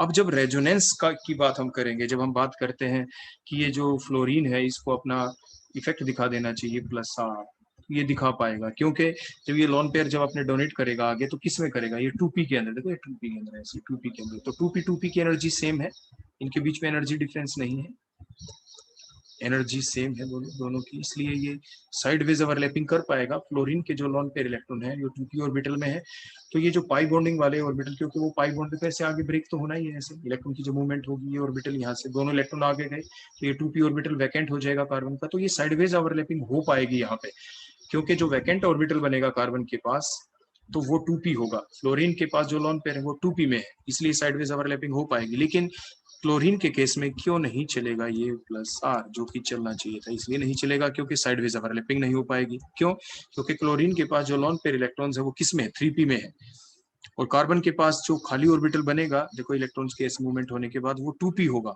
2p वैकेंट ऑर्बिटल बनेगा, ये 2p, और यहाँ पे 3p के अंदर लोन पेयर है क्लोरीन में, इसलिए क्या इनके बीच में साइडवेज ओवरलैपिंग देखो ऐसे हो पाएगी, नो, ये साइडवेज ओवरलैपिंग यहाँ पे नहीं हो पाएगी, तो इसीलिए प्लस आर इफेक्ट नहीं चलेगा। लोन पेयर होने के बावजूद भी क्लोरीन के पास भी लोन पेयर, फ्लोरीन के पास भी लोन पेयर, दिखने में दिखता है कि रेजोनेंस इफेक्ट चलना चाहिए, लेकिन नहीं चलेगा, क्योंकि पुअर साइडवेज ओवरलैपिंग होगी, अगर होगी तो पुअर होगी, क्योंकि एनर्जी गैप है, क्योंकि यहाँ पे 2p और 3p के बीच में बोलो क्या है, there is a energy gap, तो जिसकी वजह से पुअर आपकी साइडवेज ओवरलैपिंग होगी, तो पुअर प्लस आर होगा, इतना पुअर होगा वो कि जो क्लोरीन है जिसका माइनस आई इफेक्ट चलेगा, बोलो कैसा चलेगा, यहाँ पे फ्लोरीन का भी माइनस आई इफेक्ट चलेगा, लेकिन माइनस आई इफेक्ट देखो हमेशा हमने पढ़ा है ये वीकर होता है, रेजोनेंस इफेक्ट हमेशा ही स्ट्रॉन्गर होता है, तो ये स्ट्रॉन्गर इफेक्ट आपका डोमिनेट कर जाएगा यहाँ पे क्लोरीन के केस में, यहाँ पे रेजोनेंस तो चला ही नहीं क्लोरीन के केस में, तो इसलिए एक ही इफेक्ट डोमिनेट कर पाया, वो कर पाया, बोलो कौन, माइनस आई इफेक्ट, बोलो कौन कर पाया, आपका माइनस आई इफेक्ट। तो अब आप बड़े ध्यान से जवाब दे सकते हैं कि वैसे तो दोनों इलेक्ट्रोनेगेटिव एटम दिख रहे थे, आपके दिमाग में ये भी आया होगा कि फ्लोरीन इज मोर इलेक्ट्रोनेगेटिव है, तो नाइट्रोजन के लोन पेयर को ज्यादा अपनी तरफ अटैक कर लेगा, करेगा बिल्कुल, माइनस आई इफेक्ट से करेगा, लेकिन ओवरऑल स्ट्रॉन्गर जो रेजोनेंस इफेक्ट है वो भी तो चलेगा, और resonance effect is always dominating effect over the inductive effect, क्योंकि उसमें लोन पेयर इलेक्ट्रॉन की इन्वॉल्वमेंट होती है, lone pair electron are more dispersible, वो ज्यादा इजिली ज्यादा फास्ट मूव कर पाते हैं, इसलिए रेजोनेंस इफेक्ट के बेसिस के ऊपर ही हम जवाब देंगे। तो फ्लोरोबेंजीन के अंदर आपका जो इलेक्ट्रोनेगेटिव फैक्टर है उसके ऊपर कौन हैवी हो गया, आपका प्लस आर इफेक्ट, तो इसलिए प्लस आर इफेक्ट से पैराफ्लोरोबेंजीन पैराफ्लोरोएनिलीन के अंदर क्या होगा, आपकी electron density around the nitrogen atom increase हो जाएगी, ज्यादा इलेक्ट्रॉन डेंसिटी होगी, जबकि पैराक्लोरोएनिलीन के अंदर नाइट्रोजन के ऊपर जो इलेक्ट्रॉन डेंसिटी वो कम हो जाएगी माइनस आई इफेक्ट के द्वारा। तो इस टाइप से देखो ये सारे डायग्राम हमने जो बनाए, आप एग्जाम के अंदर भी ये सारी चीजें बनाएंगे, लेकिन हमने स्लाइड के अंदर टू द पॉइंट ही बातें लिखनी होती है, जितना उसका जवाब होता है। तो हमने देखो आगे क्या लिख रखा है कि among the halogens except fluorine, fluorine को छोड़ के, जैसे आपके क्लोरीन, ब्रोमीन, आयोडीन हो गया, उसके अंदर क्या होता है, अब minus I effect dominates over the plus are effect, आपके चाहे क्लोरीन हो, चाहे ब्रोमीन हो, चाहे आयोडीन हो, जैसे हमने देखा क्लोरीन के अंदर बोलो कौन सा इफेक्ट डोमिनेट करता है, माइनस आई इफेक्ट डोमिनेट करता है, क्यों करता है, ड्यू टू द इनइफेक्टिव, देखो हमने लिखा ना यहाँ पे, due to the ineffective sideways overlapping, ineffective sideways overlapping between the np orbital of chlorine, np जैसे क्लोरीन में तो कौन आ गया, बोलो 3p हो गया, containing the lone pair electron and the 2p orbital of the carbon of the ring, जो ring का जो कार्बन है उसका जो 2p ऑर्बिटल है उसके बीच इनइफेक्टिव साइडवेज ओवरलैपिंग होती है, तो इसलिए रेजोनेंस इफेक्ट नहीं चल पाता, इसलिए रेजोनेंस इफेक्ट नहीं चल पाएगा। अब हम इसको देखो यहाँ पे क्लियर कर देते हैं, यहाँ पे देखो ये 2p हमने लिख दिया यहाँ पे, तो ये 2p और कार्बन का बोलो कौन है 2p और क्लोरीन का बोलो कौन है ये 3p हमने लिख दिया। ऐसे ही आपके इसके अंदर पैराफ्लोरोएनिलीन में देखें ये 2p और फ्लोरीन के पास भी बोलो कौन है, ये 2p है, जिसके पास बोलो कौन है, ये लॉन पेयर इलेक्ट्रॉन्स। तो उससे क्या हो जाएगा, यहाँ पे लेस प्लस आर इफेक्ट होगा, इलेक्ट्रॉन डोनेटिंग इफेक्ट इसलिए कम हो पाएगा। यहाँ पे पैरा क्लोरो के अंदर क्लोरीन आपका लेस दिखाएगा, पुअर प्लस आर इफेक्ट दिखाएगा, पुअर आपकी साइडवेज ओवरलैपिंग होने की वजह से, और इंडक्टिव इफेक्ट आपका स्ट्रॉन्गर रहेगा, माइनस आई इफेक्ट। लेकिन पैराफ्लोरो के अंदर आपका क्या होगा, मोर प्लस आर इफेक्ट रहेगा, electron donating effect, dominating effect रहेगा। तो इसलिए electron density around the nitrogen atom increases in structure number 1 by the plus R effect of the fluorine atom, and the electron density around the nitrogen atom decreases in structure number 2 by the minus I effect of the Cl atom, क्योंकि plus R तो वहां पे चलेगा नहीं। इसलिए the order of donation of the lone pair electron to the outside species किस में ज्यादा होगा, स्ट्रक्चर नंबर 1 के अंदर। देखो मैंने 2 एरो दिखाए हैं, ये लोन पेयर इलेक्ट्रॉन को ज्यादा डोनेट कर पाएगा, स्ट्रक्चर नंबर 1 के अंदर वो कम डोनेट कर पाएगा। तो इसलिए कौन ज्यादा बेसिक हुआ है, इसका basicity order will be para fluoro aniline is more basic than para chloro aniline. तो इस टाइप से आप इसको ध्यान रखेंगे। नेक्स्ट क्वेश्चन हम ले लेते हैं, explain the basicity order among the aniline, ortho chloro aniline, आपके मेटाक्लोरोएनिलीन एंड द पैराक्लोरोएनिलीन, इनके बीच में हमें क्या देखना है, बेसिसिटी ऑर्डर एक्सप्लेन करना है। अब क्लोरीन के बारे में कुछ चीजें तो हम पिछले क्वेश्चन में सीख ही चुके हैं, वही बेसिक बातें रहेंगी। स्ट्रक्चर नंबर 1 में क्या है बोलो, आपके हर जगह H ही है, तो H atom has no effect on the electron density around the nitrogen atom in structure number 1। अब स्ट्रक्चर, और ये बेसिक बात हमने जैसे अभी आपको बताई थी, among the different halogen except fluorine only the minus I effect is the dominating effect over the plus R नहीं चलेगा। फ्लोरीन ऐसा है जिसके अंदर प्लस आर इफेक्ट चलता है और में नहीं चलता, तो यहाँ पे सारे क्लोरीन ही है, तो इट मीन सभी क्लोरीन के अंदर माइनस आई इफेक्ट ही चलेगा। वो हम आपको पहले ही बता चुके थे, क्योंकि क्लोरीन के ऊपर जो लोन पेयर इलेक्ट्रॉन्स होते हैं वो 3p ऑर्बिटल्स के अंदर होते हैं, तो इसलिए पुअर साइडवेज ओवरलैपिंग होती है। बेंजीन वाले जो कार्बन हैं उनके जो ऑर्बिटल हैं बेंजीन के कार्बन की, वो 2p ऑर्बिटल है। तो क्लोरीन के जो 3p ऑर्बिटल्स हैं जो लोन पेयर है, किसी भी क्लोरीन के ऊपर मैं शो कर दूं ऐसे लोन पेयर इलेक्ट्रॉन, ये 3p के अंदर होते हैं, और जो यहाँ पे कार्बन है ये 2p का कार्बन होता है, जिसके साथ ही ओवरलैपिंग इसको शो करनी है। तो इसलिए इनफेक्टिव साइडवेज ओवरलैपिंग हो जाती है आपके जो क्लोरीन, ब्रोमीन, आयोडीन कोई भी होता, पर्टिकुलरली यहाँ पे क्लोरीन है, इसके ऑर्बिटल और 2p ऑर्बिटल ऑफ कार्बन के साथ। जब इसीलिए अब होगा क्या, the electron density around the nitrogen atom decreases to a large extent in structure number 2, क्योंकि सभी के अंदर माइनस आई इफेक्ट चला। देखो minus I effect distance factor के ऊपर चलता है, तो जितने भी आपके क्लोरीन है, चाहे ऑर्थो पे हो, मेटा पे हो, पैरा पे हो, सभी के अंदर माइनस आई इफेक्ट ही चलना है। ऑर्थो के ऊपर भी, पैर में, आपके यहाँ पे हर जगह ही आपका कैसा इफेक्ट चलेगा बोलो, माइनस आई इफेक्ट। तो minus I effect distance factor के ऊपर डिपेंड करता है, तो कौन सा Cl ज्यादा नजदीक है NH2 ग्रुप के, ऑर्थो वाला, फिर मेटा वाला थोड़ा ज्यादा दूर हो गया, Cl वाला आपका जो Cl है पैरा के अंदर वो तो सबसे ज्यादा दूर हो गया। इसीलिए हमने देखो ये बात लिखी है, बोलो क्या लिखा हमने, the electron density around the nitrogen atom decreases to a large extent in structure number 2, then the structure number 3 and the structure number 4 by the minus I effect of the NO2 group on the basis of distance factor, on the basis of distance factor। देखो हमने ज्यादा arrow लगाए Cl के ऊपर structure number 2 में, minus I effect ज्यादा show किया। Structure number 3 में देखो 2 ही एरो लगा के हमने शो किया, मींस इंडक्टिव इफेक्ट देखो कम हो गया है। स्ट्रक्चर नंबर आप 4 के अंदर देखिए, वहां पे हमने माइनस आई इफेक्ट देखो क्या दिखाया हमने, कम दिखाया, और भी कम दिखाया हमने, और हमने ये भी दिखा दिया कि माइनस आर इफेक्ट जो इसका जो चलना चाहिए था, इसका प्लस आर इफेक्ट जो चलना चाहिए था लोन पेयर की वजह से, वो प्लस आर सॉरी जो प्लस आर इफेक्ट चलना चाहिए था वो नहीं चल पाएगा, पुअर साइडवेज ओवरलैपिंग की वजह से प्लस आर इफेक्ट नहीं चल पाएगा। तो इसीलिए जो ऑर्डर ऑफ डोनेशन होगा लोन पेयर का टू द आउटसाइड स्पीसीज, सबसे ज्यादा कौन डोनेट करेगा, वो तो एनिलीन ही होगा। देखो सबसे ज्यादा एरो दिखाया हमने। उसके बाद कौन, जिसमें माइनस आई इफेक्ट सबसे कम था, वो स्ट्रक्चर नंबर 4 हुई, उसमें अब लोन पेयर इलेक्ट्रॉन ज्यादा डोनेट कर पाएगा।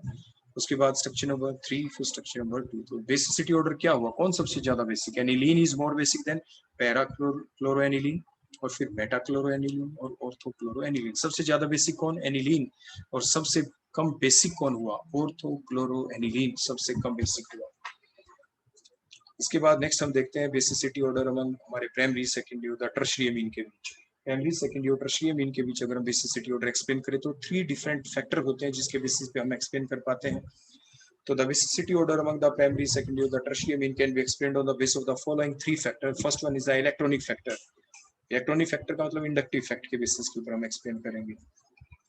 तो और moving from primary amine to secondary और द टर्शियरी अमीन, जैसे हम प्राइमरी से सेकेंडरी से टर्शियरी अमीन की तरफ जाते हैं तो क्या होता है, आपको दिख रहा है प्राइमरी अमीन में एक आर ग्रुप अटैच है, सेकेंडरी में 2 आर ग्रुप अटैच है, टर्शियरी के अंदर 3 एल्काइल ग्रुप अटैच है जिनका प्लस आई इफेक्ट होता है। तो क्या होगा, the electron density around the nitrogen atom increases by the 3, 2 and the 1 plus I effect group. देखो प्राइमरी अमीन में एक ही प्लस आई इफेक्ट ग्रुप है, सेकेंडरी के अंदर 2 प्लस आई इफेक्ट ग्रुप है, टर्शियरी के अंदर देखो 3 प्लस आई इफेक्ट ग्रुप है। तो प्लस आई इफेक्ट ग्रुप की जो नंबर है वो आपका इंक्रीज हो गया, जिसकी वजह से नाइट्रोजन एटम के चारों तरफ इलेक्ट्रॉन डेंसिटी भी क्या होती चली जाएगी, इंक्रीज। तो सबसे ज्यादा इलेक्ट्रॉन डेंसिटी किसमें हुई, टर्शियरी अमीन वाले नाइट्रोजन एटम के चारों तरफ, क्योंकि वहां पे 3 प्लस आई इफेक्ट वाले आपके एल्काइल ग्रुप लगे हुए। तो सो द बेसिसिटी increases, इसलिए बेसिसिटी का ऑर्डर क्या होगा, on the base of electronic factor या inductive factor, tertiary amine is more basic than secondary amine, is more basic than primary amine. लेकिन फैक्टर दूसरा भी है, that is the steric factor. उसके बेसिस के ऊपर अगर हम देखें, और moving from primary to secondary to tertiary amine, आपका जो यहाँ पे हमने लिखा था ग्रीन कलर से, the electron density around the nitrogen atom increases. तो यहाँ पे हम क्या लिखेंगे, स्टेरिक फैक्टर की बात है तो आर ग्रुप की संख्या बढ़ गई, आर बल्कि ग्रुप है तो bulkiness increases, means steric hindrance around the nitrogen atom increases by 3, 2 and 1। देखो 1, ये 2 एंड द 3 बल्कि एल्काइल ग्रुप। तो आपके जो प्राइमरी से सेकेंडरी से टर्शियरी की तरफ जाते हैं तो the steric hindrance increases by, यहाँ पे हमने पहले 1 लिखना चाहिए, बाय 1, 2 एंड 3, क्योंकि प्राइमरी अमीन में तो 1 ही है आपके बल्कि एल्काइल ग्रुप, सेकेंडरी में 2 है और 2 बिल्कुल ठीक है, टर्शियरी में 3 बल्कि एल्काइल ग्रुप है, तो स्टेरिक हिंड्रेंस इंक्रीज हो गई। तो देखो अच्छा बेस वो होता है जो क्या करे, जो अपने इलेक्ट्रॉन पेयर किसी को डोनेट करे। डोनेट का मतलब ये कभी नहीं होता, हम आपको फिर बता दें कि देखो ये मैं करके दिखाता हूँ, प्राइमरी देखो इलेक्ट्रॉन ऐसे फेंक दिए, no, that doesn't mean donation. Donation means ये जिस भी स्पीसी को, जैसे H पॉजिटिव है, जिस भी स्पीसी को इलेक्ट्रॉन डोनेट करे उसके साथ बॉन्ड बना लेना। तो मींस टर्शियरी अमीन के अंदर क्या हो गया, स्टेरिक फैक्टर की वजह से बाहर से जो भी स्पीसी आएगी, for example H positive ion आएगी, वो इस नाइट्रोजन एटम को कम अप्रोच कर पाएगी, क्योंकि due to the steric factor by this 3 alkyl group. Tertiary amine में 3 एल्काइल ग्रुप हैं, जो कि इनकमिंग जो स्पीसी आएगी जिसको कि ये नाइट्रोजन एटम अपने लोन पे डोनेट करना चाहता है, उसको इजीली डोनेट नहीं कर पाएगा due to that steric factor. तो कौन इजीली डोनेट कर पाएगा, वो डोनेट कर पाएगा प्राइमरी अमीन, क्योंकि वहां पे स्टेरिक हिंड्रेंस आपकी कम है। तो यहाँ पे जो हम जवाब दे रहे हैं वो अब हम जवाब दे रहे हैं किसके बेसिस के ऊपर, लेविस साइंटिस्ट के बेसिस के ऊपर, कौन इलेक्ट्रॉन पेयर को इजीली डोनेट कर पाएगा। तो इलेक्ट्रॉन डेंसिटी ठीक है, इंडक्टिव फैक्टर के बेसिस पे अभी हमने एक्सप्लेन किया था, जो फर्स्ट फैक्टर है कि प्लस आई इफेक्ट के बेसिस पे सबसे ज्यादा इलेक्ट्रॉन डेंसिटी टर्शियरी अमीन के पास है, लेकिन वो डोनेट तो नहीं कर पाएगा ना, क्योंकि वहां पे स्टेरिक हिंड्रेंस ज्यादा हो गई। जिसको डोनेट कर पा रहा है, donation means overlapping of the orbital होना चाहिए, डोनर है, जो अमीन्स है ये तो डोनर है, ये डोनर रिसेप्टर कॉम्प्लेक्स बनना होता है, ये लेविस एसिड बेस रिएक्शन है ये आपकी। तो ये लेविस आपका ये तो बेस हो गया, लेविस बेस टर्शियरी अमीन, तो और ऐसे ही बाहर से जो आएगा वो लेविस एसिड होगा, क्योंकि वो इलेक्ट्रॉन पेयर एक्सेप्ट करेगा। जैसे H पॉजिटिव उसके पास वैकेंट ऑर्बिटल है, इन ऑर्बिटल्स की साइडवेज ओवरलैपिंग होगी, इन ऑर्बिटल्स की आपकी साइडवेज, सॉरी पाई बॉन्ड नहीं बनेगा, सिग्मा बॉन्ड ही बनेगा। तो इनकी जो ओवरलैपिंग होगी अलोंग द इंटरन्यूक्लियर एक्सिस, जब ओवरलैपिंग होगी ऑर्बिटल की तभी तो बॉन्ड बनेगा ना, तो उसी को तो डोनेशन कहेंगे। Donation means formation of the bond, और बॉन्ड कब बनेगा, जब H पॉजिटिव आयन अप्रोच कर पाए नाइट्रोजन को। और आपका स्टेरिक फैक्टर क्या कहता है, ज्यादा स्टेरिक हिंड्रेंस की वजह से ये इजीली अप्रोच नहीं कर पाएगा। तो मींस प्राइमरी अमीन चाहे उसके पास इलेक्ट्रॉन डेंसिटी कम हो, लेकिन वो अप्रोच कर पाएगा H पॉजिटिव आयन इजीली आराम से अपने वैकेंट ऑर्बिटल को लेके, इसलिए ये lone pair electron easily donate करवा पाएगा वहां पे। तो इसलिए ज्यादा बेसिक कौन, primary, on the base of steric factor, and the tendency to donate lone pair electron decrease हो जाती है, और moving from primary to secondary to tertiary अमीन। तो इसलिए कौन ज्यादा देखो डोनेट कर पाएगा, देखो हमने ये एरो दिखाया यहाँ पे, देखो ये डोनेट इजीली कर पाएगा आउटसाइड स्पीसी को। और आउटसाइड स्पीसी जैसे कौन थी, मैंने जैसे यहाँ पे अभी आपको बताया था, फॉर एग्जांपल मान लीजिए H पॉजिटिव आयन है, इसके पास देखो वैकेंट ऑर्बिटल है, ये इजीली इसमें डोनेट कर पाएगा। और यहाँ पे जो H पॉजिटिव अगर हम दिखाएं तो ये इसको इजीली डोनेट नहीं कर पाएगा, देखो कम एरो से हमने दिखाया है। तो इसलिए ज्यादा बेसिक कौन हुआ, बेसिसिटी डिक्रीज हो गई, तो primary amine is more basic than secondary than tertiary on the basis of steric factor. तो ये आप जरूर ध्यान रखें, अगर एग्जाम में सिर्फ ये आ जाए इंडक्टिव फैक्टर के बेसिस पे एक्सप्लेन करें तो सिर्फ इंडक्टिव फैक्टर को लें, स्टेरिक फैक्टर के बेसिस पे एक्सप्लेन करें तो सिर्फ स्टेरिक फैक्टर को लें। अब हम देखेंगे सॉल्वेशन फैक्टर भी, जो थर्ड फैक्टर है। लेकिन अगर कुछ भी लिखा ना आए तो आपको तीनों फैक्टर, इलेक्ट्रॉनिक, स्टेरिक और नेक्स्ट फैक्टर जो हम पढ़ने वाले हैं सॉल्वेशन फैक्टर, तीनों का हमें कंबाइंड इफेक्ट लेना होता है, फिर उसके बेसिस के ऊपर हमारा फाइनल आंसर आना होता है। नेक्स्ट हम देखते हैं सॉल्वेशन फैक्टर, मतलब सॉल्वेंट के अंदर तो after donating the lone pair electron to the H positive ion, ये जब अपने लोन पेयर इलेक्ट्रॉन को जब डोनेट कर देगा वो लोग किसको, H पॉजिटिव आयन को देखो डोनेट कर देगा, कि सेकेंडरी ऐसे टर्शियरी अमीन भी देखो तीनों ने मान लीजिए डोनेट कर दिया। डोनेट करने के बाद जो कंजुगेट एसिड बनेगा, क्योंकि जो ये बेस है ये कंजुगेट एसिड बेस के बेसिस के ऊपर है, ये आपका कौन था, कंजुगेट आपका बेस जिसने लोन पे डोनेट किए, किसको डोनेट किए, H पॉजिटिव को, जो आगे स्पीसी बन गई वो कंजुगेट आपका एसिड बन गया। देखो कंजुगेट एसिड बन गया स्ट्रक्चर नंबर 1 प्राइमरी अमीन से। तो the conjugate acid which is formed from primary अमीन ऐसे ही विल फॉर्म बोलो क्या, मोर नंबर ऑफ हाइड्रोजन बॉन्ड, क्योंकि जो कंजुगेट एसिड बना है इसके पास 3 हाइड्रोजन एटम है। So the conjugate acid which is formed from primary amine get stabilized to the larger extent, ये ज्यादा स्टेबलाइज हो जाएगा by forming the more number of hydrogen bonds, that is the 3 hydrogen bonds देखो इसने बनाए। Then the conjugate base which is conjugate acid, sorry, structure number 2 which is formed from the secondary amine which will form only the 2 hydrogen bond, while the conjugate acid which is formed from tertiary amine will form only 1 hydrogen bond because it has only 1 hydrogen atom। तो तो आपका अच्छा base कौन, अच्छा base वही होगा ना जो अपने लोन पेयर को डोनेट कर दे H पॉजिटिव आयन को, डोनेट करने के बाद स्टेबलाइज हो जाए, वो डोनेट किए रखे उनको, तो वो कौन है प्राइमरी सेकेंडरी और टर्शियरी अमीन के अंदर। प्राइमरी अमीन आपका सबसे ज्यादा बेसिक होगा, क्योंकि प्राइमरी अमीन के अंदर नाइट्रोजन एटम जो अपने लोन पे डोनेट कर देता है H पॉजिटिव आयन को, डोनेट करने के बाद वो ज्यादा स्टेबलाइज हो जाता है, stabilize हो जाता है to a large extent by forming the more number of hydrogen bond than the conjugate acids which are formed from secondary the tertiary amine which forms only 2 and 1 hydrogen bonds। तो इसलिए सबसे ज्यादा stable कौन सा conjugate acid हुआ, conjugate acid number 1, देखो हमने most stable लिख दिया। कौन सबसे कम हुआ, कंजुगेट एसिड नंबर 3। तो जो लोन पेयर को डोनेट करने के बाद ज्यादा स्टेबल हो जाए वही ज्यादा बेसिक, इसलिए स्ट्रॉन्गर बेस होगा प्राइमरी अमीन, और आपका टर्शियरी अमीन आपका वीक बेस होगा on the base of solvation factor. So the basicity order आपकी क्या हो जाएगी बोलो, प्राइमरी से सेकेंडरी से टर्शियरी अमीन की तरफ जाते हैं तो आपकी बेसिसिटी जो है वो आपकी डिक्रीज हो जाएगी। तो यहाँ पे देखो हमें ये डिक्रीज लिखना है, डी लिख देंगे आप, यहाँ डिक्रीजेस, बेसिसिटी आपकी डिक्रीज हो गई। तो primary amine more basic than secondary, more basic than the tertiary amine. तो कंबाइंड इफेक्ट अगर हम अब तीनों का देखते हैं, देखो तीनों का कंबाइंड इफेक्ट हमने क्या पढ़ा था, अगर हम हमारे जो आर ग्रुप है अगर ये छोटे हो, मान लीजिए CH3 ग्रुप ही है, तो हम कैसे एक्सप्लेन करें। देखो प्लस आई इफेक्ट, देखो मैंने लिखा, हमने क्या आंसर निकला था हमारा वहां पे, टर्शियरी अमीन, क्योंकि प्लस आई इफेक्ट के द्वारा ज्यादा इलेक्ट्रॉन डेंसिटी इंक्रीज हो गई थी टर्शियरी अमीन में, तो tertiary amine are more basic than secondary than the primary amine. Inductive fact के बेसिस पे ये जवाब था। स्टेरिक फैक्टर के बेसिस पे देखा गया तो कौन इजीली डोनेट कर पा रहा था, प्राइमरी अमीन। तो primary amine is more basic than secondary than the tertiary amine, ये जवाब था हमारा किसके बेसिस के ऊपर, स्टेरिक फैक्टर के बेसिस के ऊपर। और फिर सॉल्वेशन फैक्टर के बेसिस पे हमारा जवाब क्या है, primary amine is more basic than the secondary than the tertiary amine, क्योंकि प्राइमरी अमीन ज्यादा हाइड्रोजन बॉन्ड बना पाया after donating their lone pair electron to the H positive ion, जो कंजुगेट एसिड बना है वो ज्यादा हाइड्रोजन बॉन्ड बना पाया। तो अब हमें इन तीनों का कंक्लूजन इफेक्ट निकालना है कि कौन ज्यादा आपका बेसिक हुआ। तो आप ये देखें, देखो कौन ऐसा है जो थर्ड नंबर पे हमेशा रहा, उनको तो हम हटा ही देते हैं। देखो ये हमने बिल्कुल लास्ट में, जैसे क्लास में कौन थर्ड आया, तो ऐसे कौन सबसे वीकर बेस रहा। देखो तीनों के तीनों इफेक्ट में एक बार ऐसा कौन है जो वीकर रहा, देखो प्राइमरी अमीन भी एक बार देखो इंडक्टिव इफेक्ट के बेसिस पे वो वीकर रह चुका है, स्टेरिक सॉल्वेशन इफेक्ट पे आपका टर्शियरी वीकर रह चुका है। कौन ऐसा जो कभी भी थर्ड पोजीशन पे नहीं आया, वो सेकेंडरी अमीन है, इसलिए कंक्लूसिव इफेक्ट ऐसा आया जो कभी भी थर्ड पोजीशन पे नहीं आया वो स्ट्रॉन्गर है। तो इसलिए कंबाइंड इफेक्ट क्या निकला था, secondary amine is more basic, most basic होगा इन तीनों के अंदर। देन बोलो कौन, अब देखते हैं पहले नंबर पे कौन ज्यादा है। प्राइमरी अमीन देखो फर्स्ट पोजीशन पे देखो 2 बार आ चुका है, तो इसलिए कौन होगा, सेकेंडरी अमीन, क्योंकि वो कभी भी थर्ड नंबर पे नहीं आया था, इसलिए secondary amine is more basic than primary amine, क्योंकि वो 2 बार फर्स्ट पोजीशन पे आ चुका है, 2 फैक्टर के बेसिस पे फर्स्ट पोजीशन पे आ चुका है। तो secondary amine is more basic than the primary amine and primary amine are more basic than the tertiary amine. तो ये था कंबाइंड इफेक्ट, लेकिन ये कब, जब आर जो ग्रुप है हमारा वो छोटा ग्रुप हो, R is a small group, that is the methyl group। ये जो जवाब हमने अभी आपको दिया है कि second on the basis of combined effect के secondary amine is more basic than the primary amine and primary amine is more basic than the tertiary amine, ये सिर्फ तभी the value of R is CH3, एक छोटा group हो। अगर R की value CH3 ना होती, R की वैल्यू हम C2H5 पुट कर दे तो क्या होता, देखो फिर क्या होगा, ध्यान से देखें, हमने ये पुट कर दी R is large, R is बोलो क्या है, लार्ज, तो उस वक्त क्या होगा, तो प्लस आई इफेक्ट डोनेट करना शुरू कर देगा, क्योंकि जो R है, आर की वैल्यू जैसे हम बड़ी करते हैं तो उसका जो इंडक्टिव फैक्ट है प्लस आई इफेक्ट वो डोमिनेट करना शुरू कर देता है।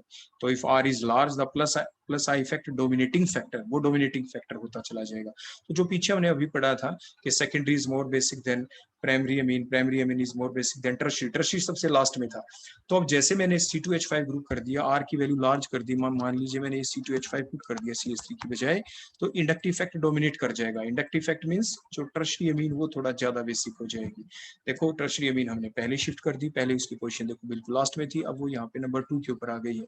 तो secondary amine now the greater basic, more basic than the tertiary is more basic than the primary amine because the plus I effect is the dominating factor, but still the secondary amine is more basic. अगर हम ऐसा कर दें further कि R is much more larger, इसका और भी बड़ा साइज कर दें, प्लस मीडियम नॉन पोलर कर दें, मीडियम कैसा कर दें, नॉन पोलर कर दें, तो उस वक्त क्या हो जाएगा, उस वक्त आपका प्लस आई इफेक्ट ये स्ट्रॉन्गली डोमिनेट करेगा और इतना ज्यादा डोमिनेट कर पाएगा कि नाउ द आपका जो plus I effect he dominate करेगा, तो उसी के बेसिस के ऊपर ही हमारा जवाब होगा mister tertiary amine is more basic than the secondary amine is more basic than the primary amine. तो आपने ये सीखा किस तरह से एग्जाम में आपको जवाब देना है, या किसी कॉम्पिटिटिव एग्जाम के अंदर ये क्वेश्चन आए तो आपको कैसे जवाब देना। अगर आर की वैल्यू स्मॉल हो, CS3 हो, तो फिर आपका जवाब क्या रहेगा, secondary amine is more basic than primary than the tertiary amine. लेकिन अगर हम नॉन पोलर मीडियम नहीं लेते और आर का साइज बढ़ा देते हैं तो क्या होगा, टर्शियरी तो इंडक्टिव इफेक्ट डोमिनेटिंग करना स्टार्ट कर देगा जैसे आर का साइज हम बढ़ाते हैं।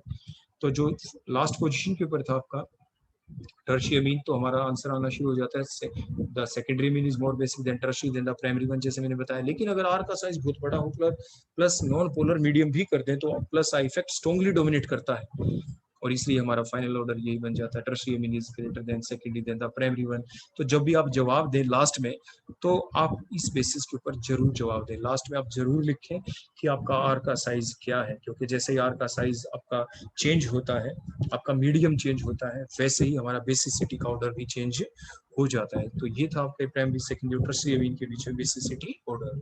So that all about the basicity among the different type of amines. तो ये डिफरेंट पॉसिबल क्वेश्चंस थे जो हमने एक्सप्लेन किए, कि हमने ये एक्सप्लेन किया कि एमीन्स बेसिक ही क्यों होते हैं, फिर डिफरेंट एमीन्स लिए और उनके बीच में हमने कंपैरिजन भी किया। तो that all about the basicity of the amines. Thank you.